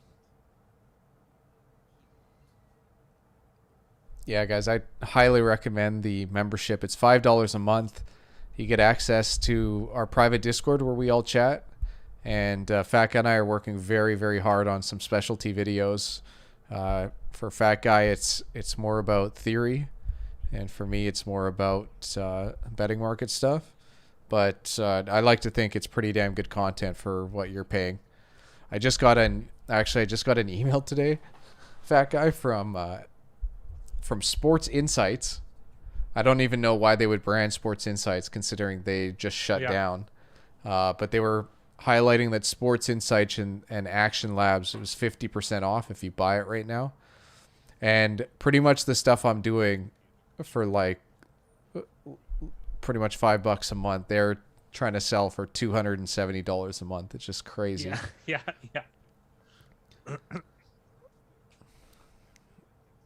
Well, I mean, that's what we've been doing, realistically. Sports Insights used to be $600 a month.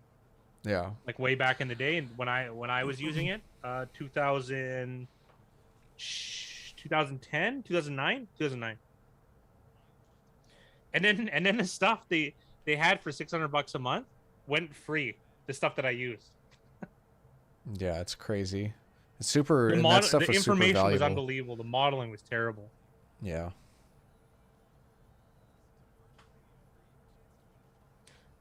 I'm really working on a shirt with a pile of stains on it. It's perfect. I got sweat, beef stock, cheese, and balsamic vinegar, or balsamic reduction rather. Well, like a airport bathroom, all my shirt has is holes. That's so unnecessary.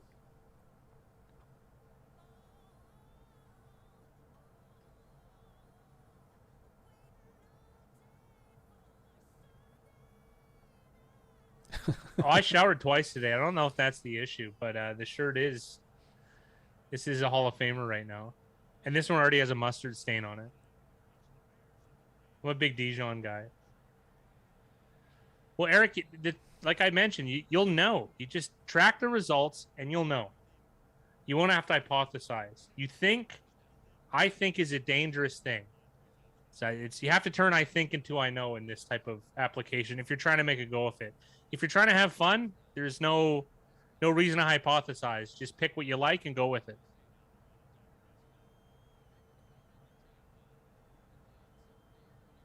Second and 8 from Dallas.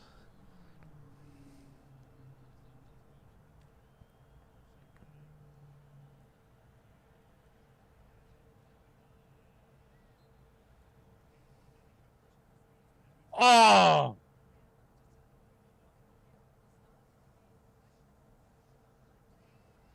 Well, Yeah, if you learn something, then that's it. That's what we're talking about. There's nothing wrong with paper betting, and I don't look down on anyone who does it. In fact, I think it's smart. Well, then you got to make a choice, Eric. You put in the work and try and learn how to win or break even, or lose and complain. Those are really the two options. There's no easy solution to it. It just isn't. There's shortcuts here and there that you can take through asking questions, but you're not going to get the golden key out of it.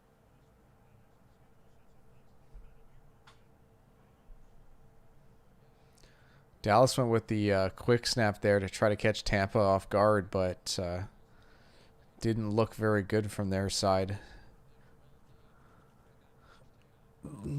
Now Mickens is going to get another chance at a big return.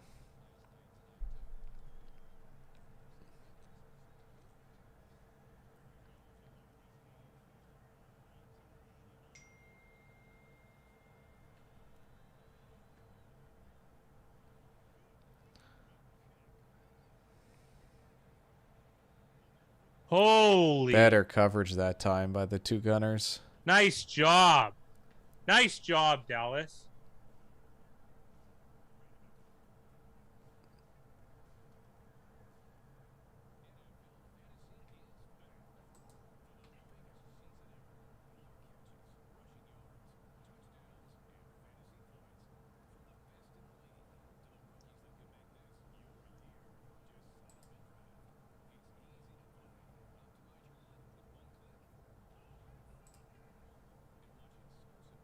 No, we're gonna be live on Monday. Sunday, it's the lines come out too early. We used to do Sunday Night Football. It was probably my favorite time, but we're gonna do Mondays. Sunday we have too much work realistically during the game.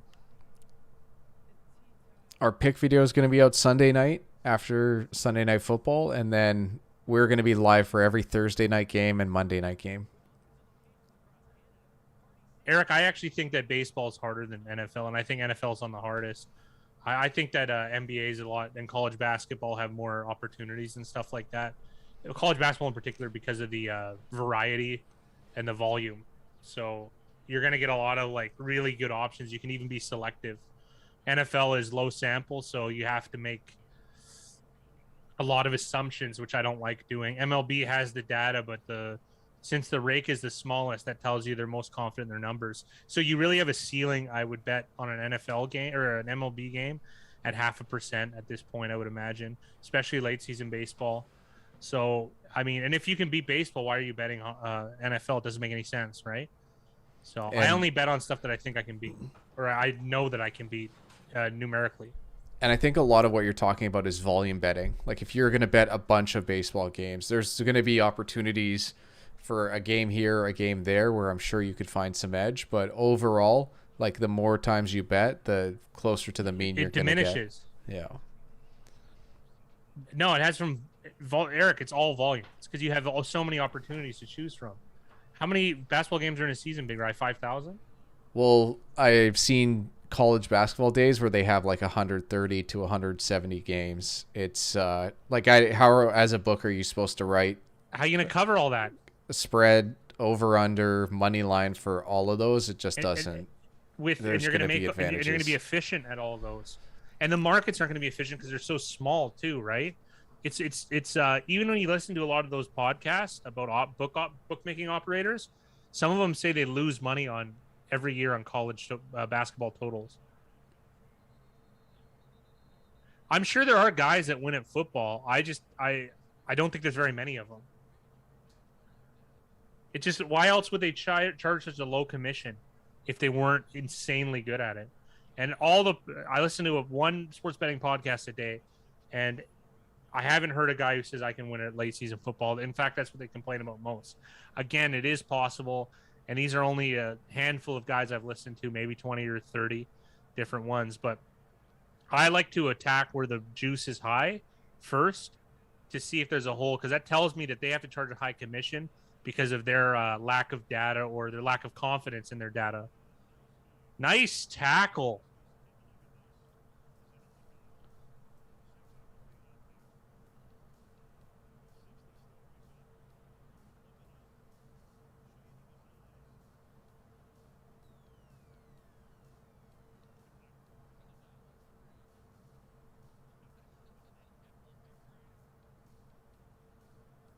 What's this song? Drop a bomb on you or something? Yeah, he dropped a bomb on me. That's one of your favorites, isn't it? There was an ongoing joke for a while with that song, so.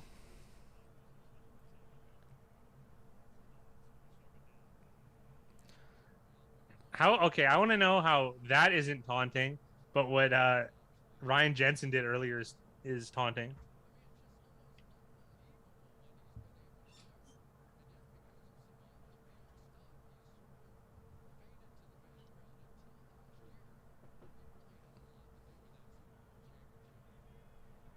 He's looking great in retirement.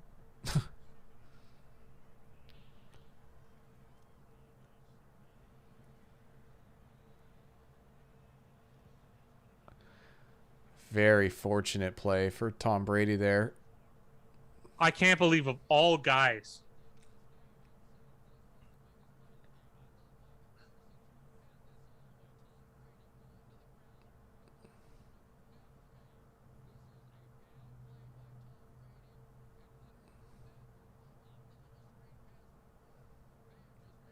Gap Band? Is that what it's called? Is that what That's the called? artist. Ah. I dropped the bomb. I think I know that song now. I think it's from you though. It has to be. It's a very popular song. You probably have heard it in movies and stuff. Well, it's like it's that's popular a false start. culture. That is such a false start. Mickey, you probably could name like a movie or TV show that's used that song before.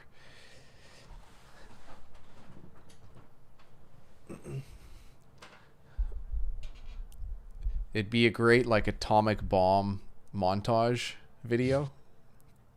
Like so insensitive. The bomb's getting stronger and stronger. I'm sure the Japanese would appreciate that.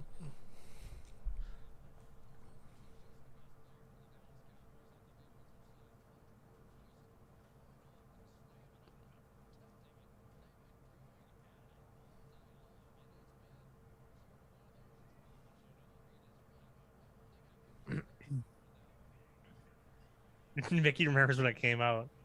What a time. I think I would have been better served during that time. They're trying to get the ball out. Dude, Mike Evans looked like he's been beat up today.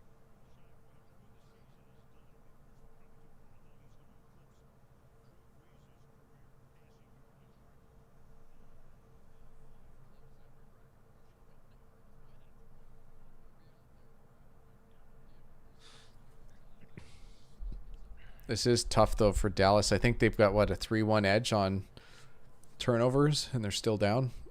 Yeah. And time of possession like 2-1 up until this drive.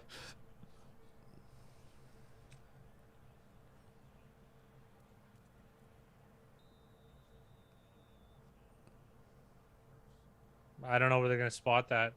They gave him the first down. The ref just kept walking. Surprised no one shot at his legs there, but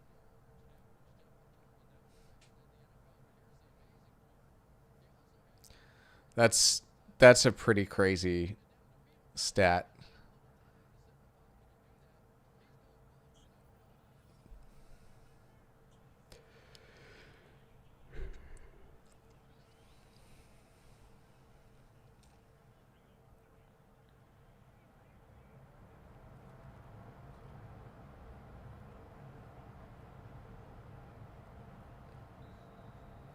Good job. I know you mentioned it earlier by Brown really attacking that tackle. I like that.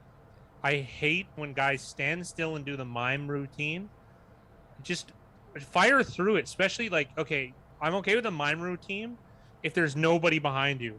If you got guys behind you, there's no good reason for you not to fly your body in there, other than a business decision, which I don't respect.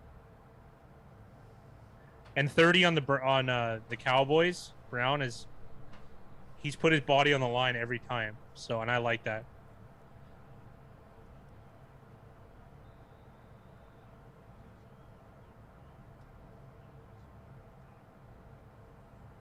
This has been a really good, successful drive for Tampa Bay. Just bleeding the clock.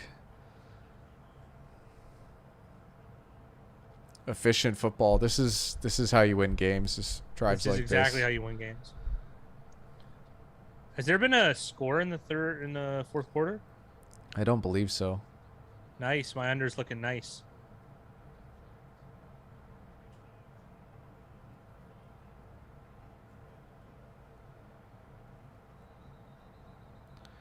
You're pretty much hoping that Tampa doesn't score a touchdown here, because a touchdown is dangerous, because then... It does, yeah. They might let him.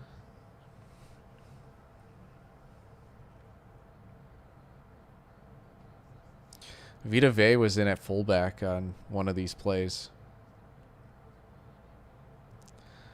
And he created some space. I like it. I mean, that's the guy you want to play fullback, eh? Look at the size of that dude. It's like comical when they... Like, it's comical that they wouldn't use a guy like Vita Vea. Like, we're saying it like, oh my God, they used him. It's like, why wouldn't you? But you should. Why wouldn't you? Yeah. Oh, no.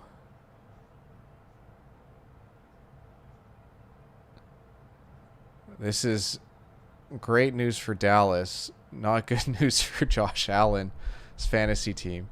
Why is Seven like upset about his helmet coming off? Come on now. So now it's what, 4-1 for turnovers?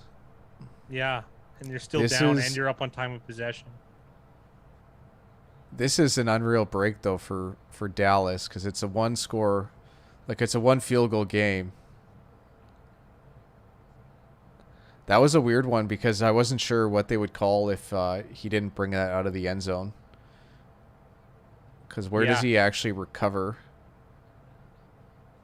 It's like right on the goal line. That would have been an interesting one to see what they... Yeah, that's why you can't gamble it and put a knee down, because you could end up getting a safety. That would be so crazy. I'm not sure on Brady's passing yards.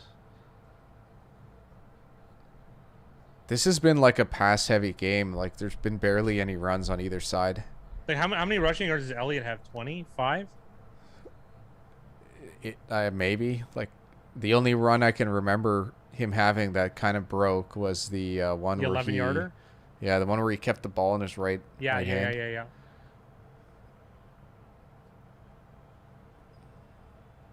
He did it. He did it again this time. I don't know why he's keeping the ball in that right hand. I guess it's just stronger. I think that's... Yeah, I mean...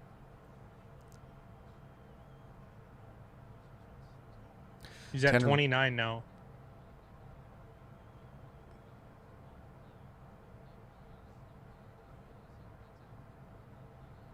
He's getting tackled by a guy with an oven mitt. it tight end just so valuable tonight. Like there's been a couple plays now that Dallas could have had a touchdown earlier. That run could have been a lot better too. It's just So I like guys like Cameron Brate and Gronk. Like Cameron, like both, like Gronk obviously isn't the receiver he used to be, despite having 2 touchdowns. But Corey, like, the line closed at 10.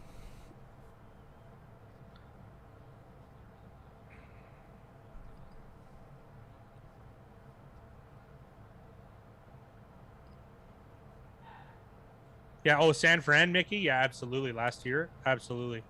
OJ Howard's on the roster, but Yeah. there's some injury stuff going on with him. Both sides were moving there. It looks like they're calling Tampa, so it's going to be 3rd and 1. Yeah. They should run that play again, or a version of it where Elliott plays fullback. He's one of the better blockers. He's shown it this game.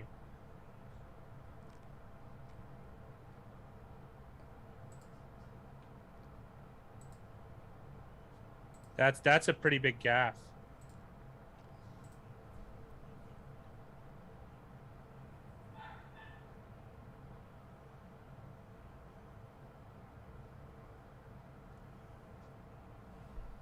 Yeah, Corey. I actually bet Dallas money line, so this is an exciting 5-star finish. And they lined up CeeDee Lamb in the backfield again. They get the ball to him this time. I'm a little worried about him when he's spinning. Even though I like it, I'm worried about a Chris Godwin scenario here. Yeah, I get what you mean. I don't know if Connor McGovern moved and then Sue did. Like that, they might have got away with one there, and that might have been a false start, but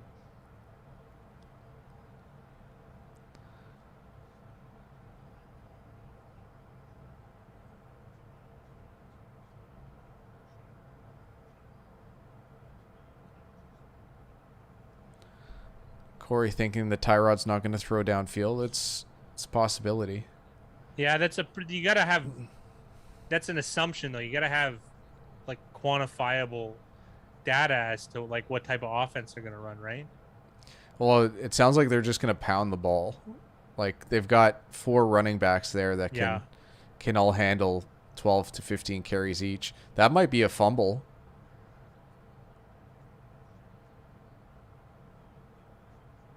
Oh, and Mike Edwards is back in the game. I didn't know that.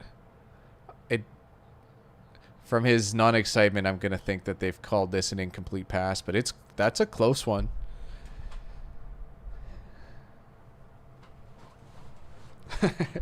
Yeah, no, I've seen you.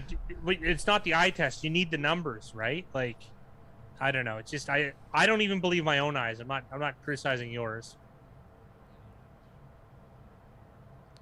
It looks like he might have thrown that. Yeah, he did. He totally did. Mickey, you don't have to cheer for me anytime. I'm a big boy. I can handle a loss here or there. You've done it for the contest.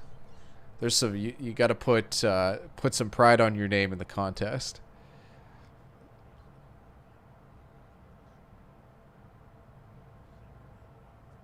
The Texans are deep at skill position. Yeah, they are. They cut QT or whatever the guy's name is. Yeah, they cut him like a week ago. The wimpiest receiver I've ever seen. Big catch from Lamb on 2nd and 10. But a flag is thrown, so this is... that might be a headshot, the flag. I think this one's coming back.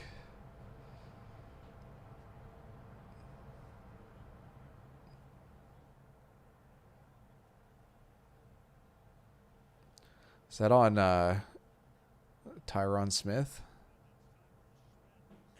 I don't know if they're awful. I think they're below average, but... Well, they were really bad last year as a group. And it'll be interesting to see with new coaching if it's still the same. Let's see this play from Smith. Yeah, I'm fine with that. He did kind of hook him. So 2nd and 20 here. That's a total hold.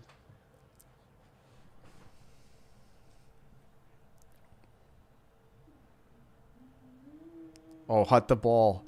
Oh, that's just a play by a more experienced center would have had that done. Oh, a good completion there to Wilson.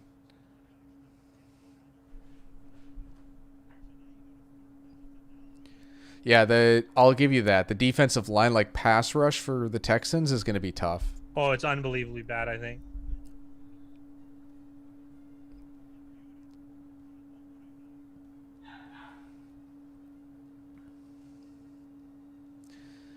The live money line for this game is plus 160 Dallas, minus 190 Tampa Bay. I'm actually surprised that it's that close. Why? Because it's third and whatever? Yeah, it's like third and long, and there's a good chance that Tampa gets the ball back too. So it's just I find it interesting that it's that close.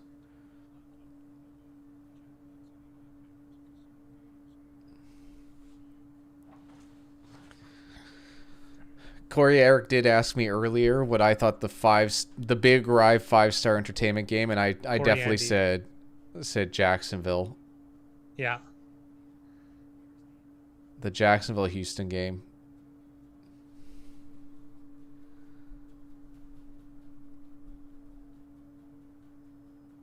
Yeah, how many points? He's left 7 points on the board with one missed extra point. The one field goal was 60 yards, so like that one I'll give him, but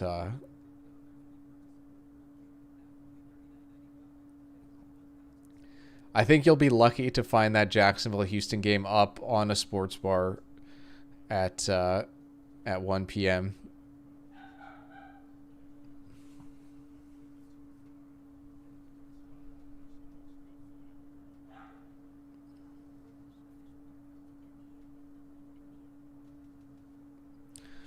Corey's looking forward to Monday night. Ravens Raiders. The Ravens have a stacked D line with Campbell and Brandon Williams and Wolf, while the Raiders are only returning Miller on the O line. Yeah, those are very good points, Corey. Like O line, D line stuff, I take very seriously. Like to me, that's where the edge really is. That's why I was so interested to see. And this Cowboys offensive line they've played well enough today to win this game. So we'll see. They've been pretty fortunate with those turnovers because they've been pretty lucky turnovers, to be real. Yeah, Dallas still defensively hasn't been impressive this game as a collective group. Well, but I say that and they've forced 4 turnovers, so it's not fair. But it's like either it's a turnover or a touchdown. Like there's no.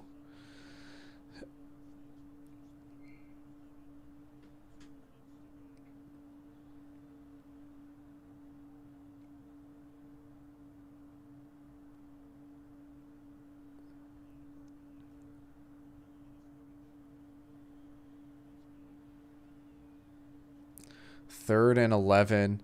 Jamel Dean gets beat. The Cowboys are now favorites on the money line. Jake Jacobs, the legend, has returned. Legends never sleep. Jake? That's my favorite TIFO in sports. Portland, what are they, the Lumberjacks or whatever they are? Timbers. They do the Freddy Krueger one. That's who Jake Jacobs is to me. I've given a lot of flack to CeeDee Lamb, but he did a really, really good job on that last play. He's pretty slick after the catch, man.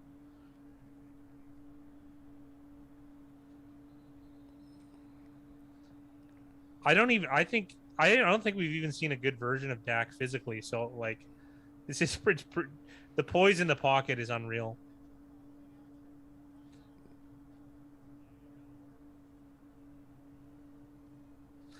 Before any of the potential fouling action.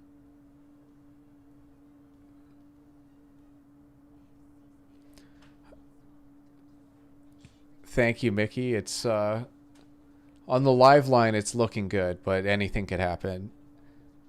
But this is the whole thing, right? Like a plus 350 underdog, and it's going to come down to whether they make a field goal or not. I'll take it. The Big Rye, if Dallas wins, can you do a membership only hair tip video? You'd be so disappointed in my hair tips. I've got Dallas money line at plus 355. R2 deep says he needs a missed field goal so bad. So there's going to be people cheering on both sides for this. They were like in the high 400s. I'd have to double check what the closing line was. The Big Rye's marketing his hair after Robert De Niro's character in Jackknife, also starring Kathy Baker. Minus 425 is what Tampa closed at on the money line.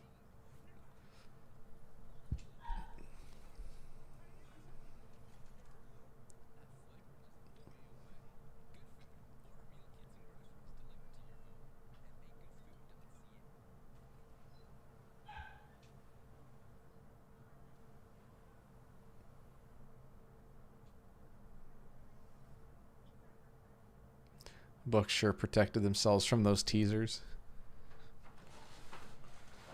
Well,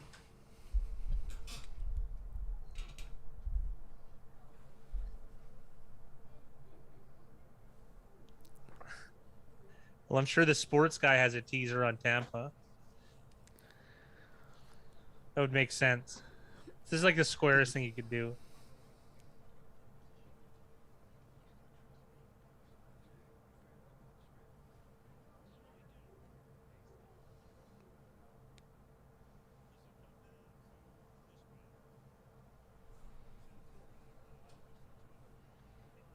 Look at this farmer's tan on the leg. Yeah.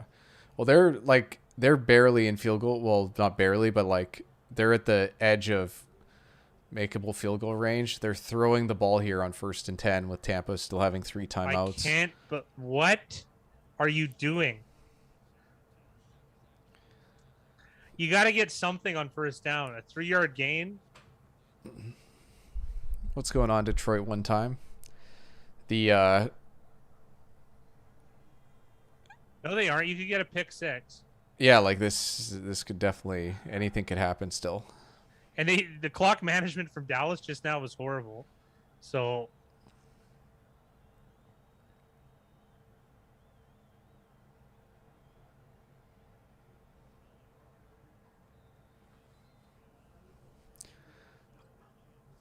I'm not quite sure what you're asking, Corey.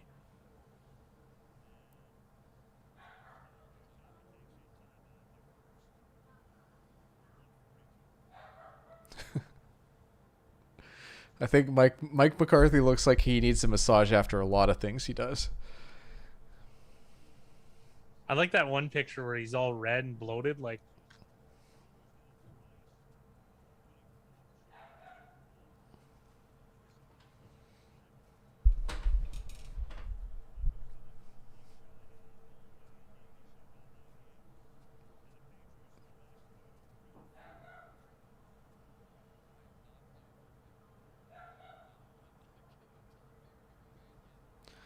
The timeouts and the clock is just so valuable to throw the ball on that first down. A two-way parlay buying points for the Cowboys and Steelers to 11 points.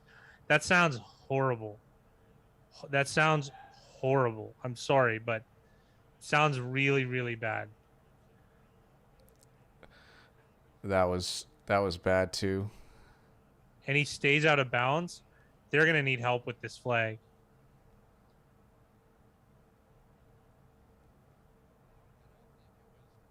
That all of those are carnival game things. You got to look for edges in simpler ways. So they lose 10 yards here. That's the better. The clock stops.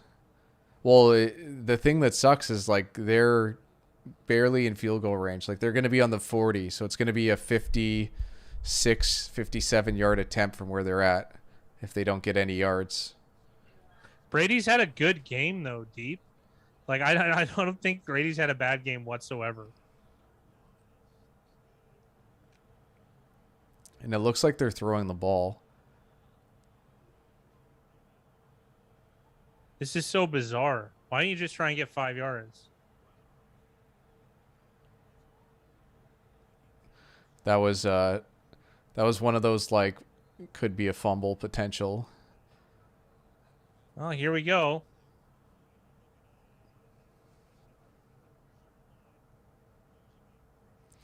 Somewhere in there too, Dallas used a timeout, which is not great either.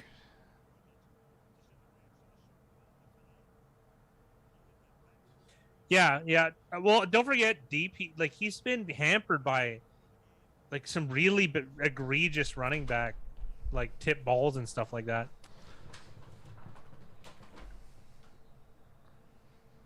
Yeah. Okay, yeah. Trying to figure out what the odds are, sure, but it is totally a carnival thing. I don't know if buying that half point is worth it either. So, Jerry Jones was looked like he was biting his nails there watching this. I don't think he's too confident in Greg the Leg right now. hey Jamie, how are you, sir?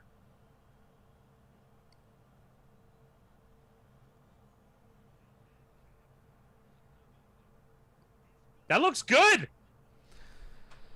So we are going to get an interesting finish here. A Tampa Bay field goal wins this game.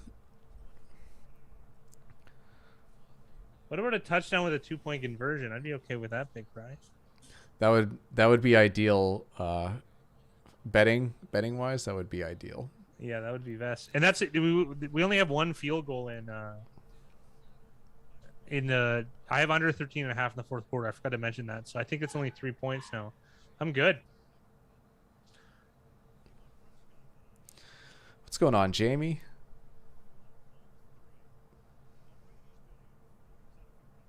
$58 attempts by Prescott. I don't know if that's sustainable. I got to be real here. You're gonna have to get the run game going a little. Well, that's what it was like last year. Oh, I'm probably still going to end up cutting my hair, but I know what you mean, Sam. I'm not, what's the word? I'm not superstitious. They definitely left too much time for Brady. They called, what did they have? Four plays and 3 of them were passes. They ran 1 running play when they got in field goal range. Your 9.5 points is safe, Eric.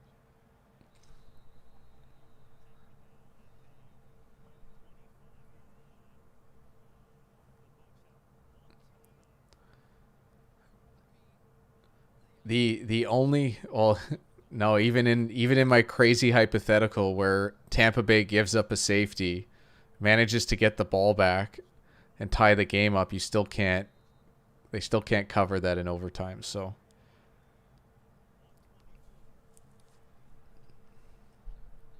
well, What about 2 sacks? Tampa Bay starts at the 25 here, 1 timeout, 1:24 left on the clock.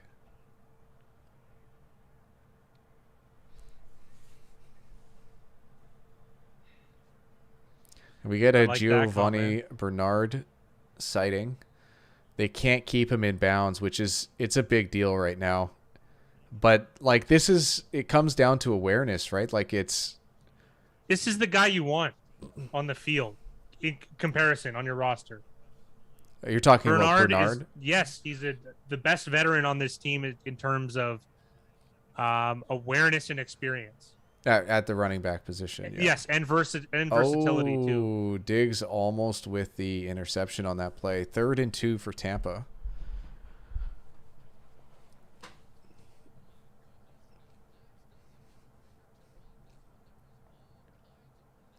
I think that I couldn't tell if that ball got just tipped from behind. That was a very tough catch for Diggs to make. It's just good he got a hand on it, to be honest. Well, he stopped the reception at a minimum. It's a pass batted down. That was great.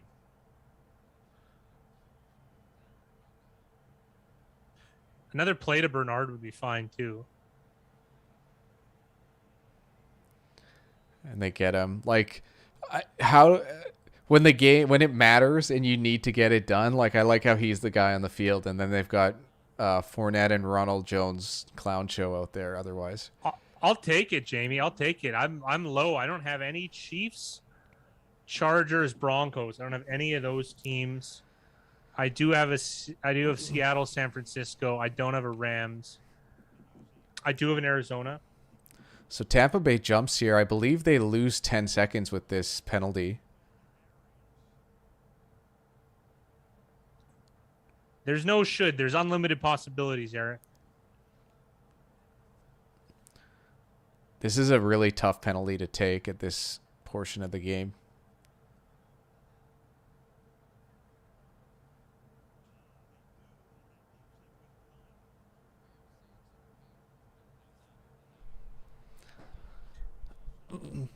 So, Tampa Bay loses their last time out instead of that 10-second runoff, as far as I can tell. They chose. You're putting a lot of faith in Tom Brady. Yeah.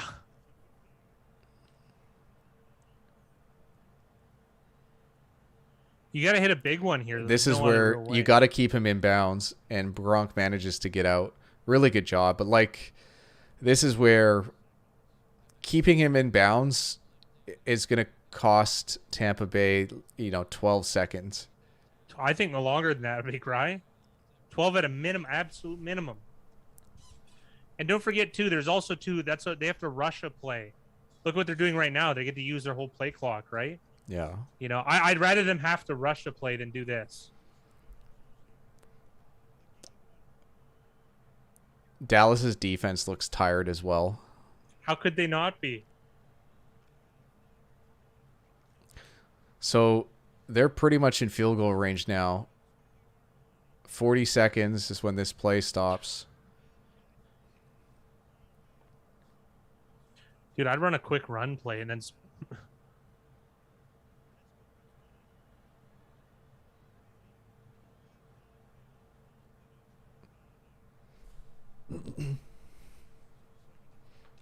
He's okay with that.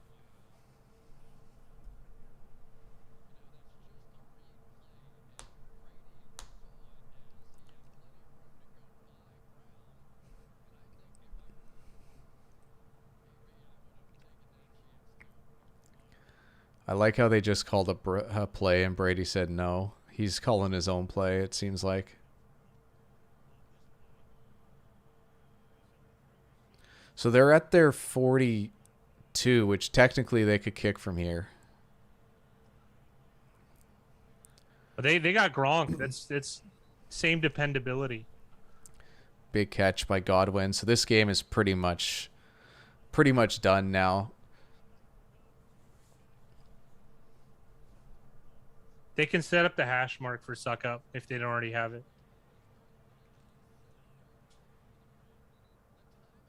Oh, man. Man, was that good. That was really good. Lewis lost his balance. He got pushed over a little bit, too. But this is a gimme now for a Tampa Bay field goal.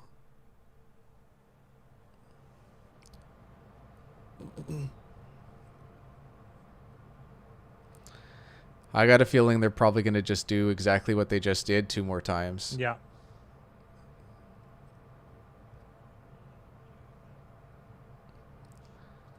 He was already losing his balance. I don't get what the point is of focusing on what this call should or shouldn't have been. Like, it's done.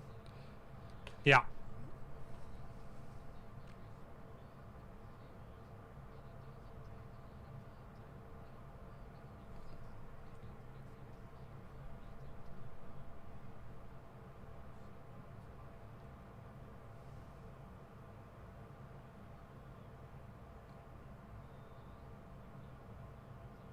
I love it. I actually love it.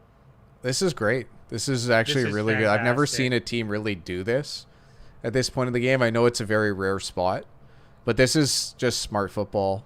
They're going to do the same thing one more time. They're going to leave 6 or 5 seconds on the clock, and they're going to get... Yeah. No, they're going to kick it because in case there's a botched snap. Oh, no, they aren't. I thought that's always an idea.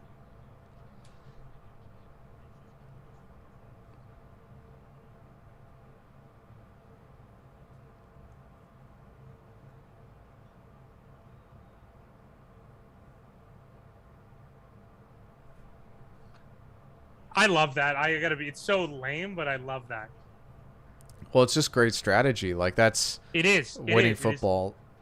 And like, think back to the few times where Gronkowski and Giovanni Bernard managed to get out of bounds earlier in the drive was so key. Like, one more tackle in bounds in this game isn't at this point. But this is a 36-yarder for Suckup, who is a very good kicker.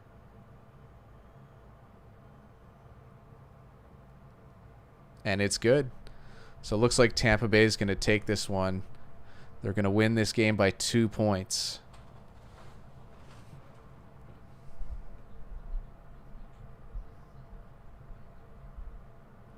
Also, this goes back to Dallas not running the ball when they got into field goal range. Just lots of mistakes on Dallas' side and not a lot of mistakes on Tampa Bay's side over this last 2 minutes.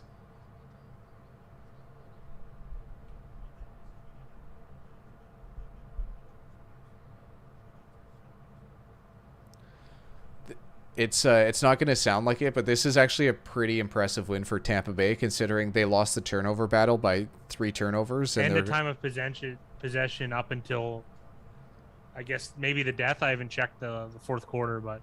Yeah. And Mike McCarthy's going to blame the game on a good field goal kicking by Tampa. That's what he's going to say.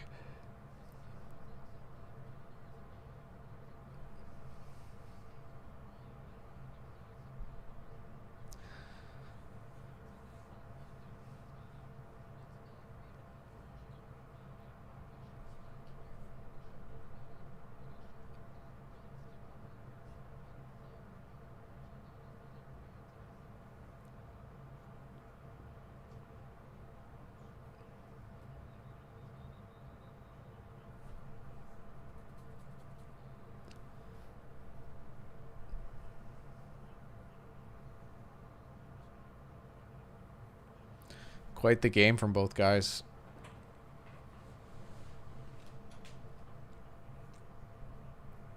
$58, 108 attempts from both guys combined. I can't remember a game with that many.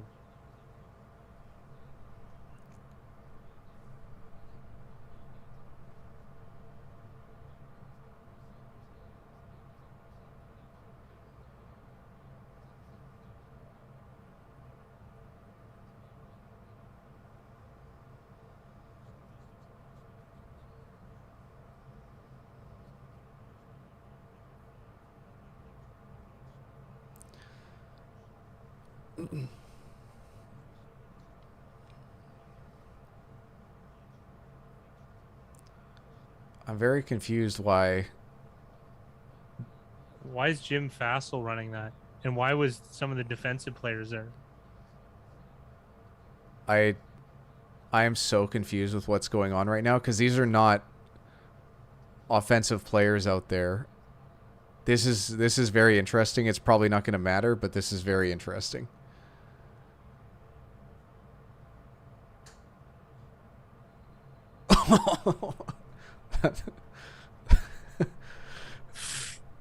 I can't blame him. What are you going to do? Yeah. It's great seeing you, Eric. Thanks everyone for joining us. Thank you everyone for this game. This was an excellent game. This was thrilling to the end. Yeah. I don't think many people thought it was going to be close between Tampa Bay and Dallas, but Tampa Bay pulls it off. Dallas gets the cover against the spread on no matter which line you got, as assuming you didn't adjust the lines at all. But great job, guys. And that's it for us. Thanks, Mickey.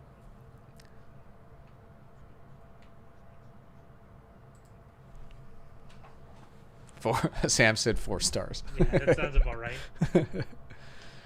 Well, thanks for joining us, guys, and that's going to be it for us tonight. So you guys all have a good night, and next time you're going to be seeing us is going to be for if you have the membership. Saturday I'll be putting out the betting market video. I have no clue how I'm going to cut this down and make it shorter, but I'm going to do my best to fire through it. And then Sunday night we'll have the week 2 NFL pick video out, so keep your eyes posted for that. It'll probably be out just after the Sunday night football game. All right, cheers, guys. You guys have a good night.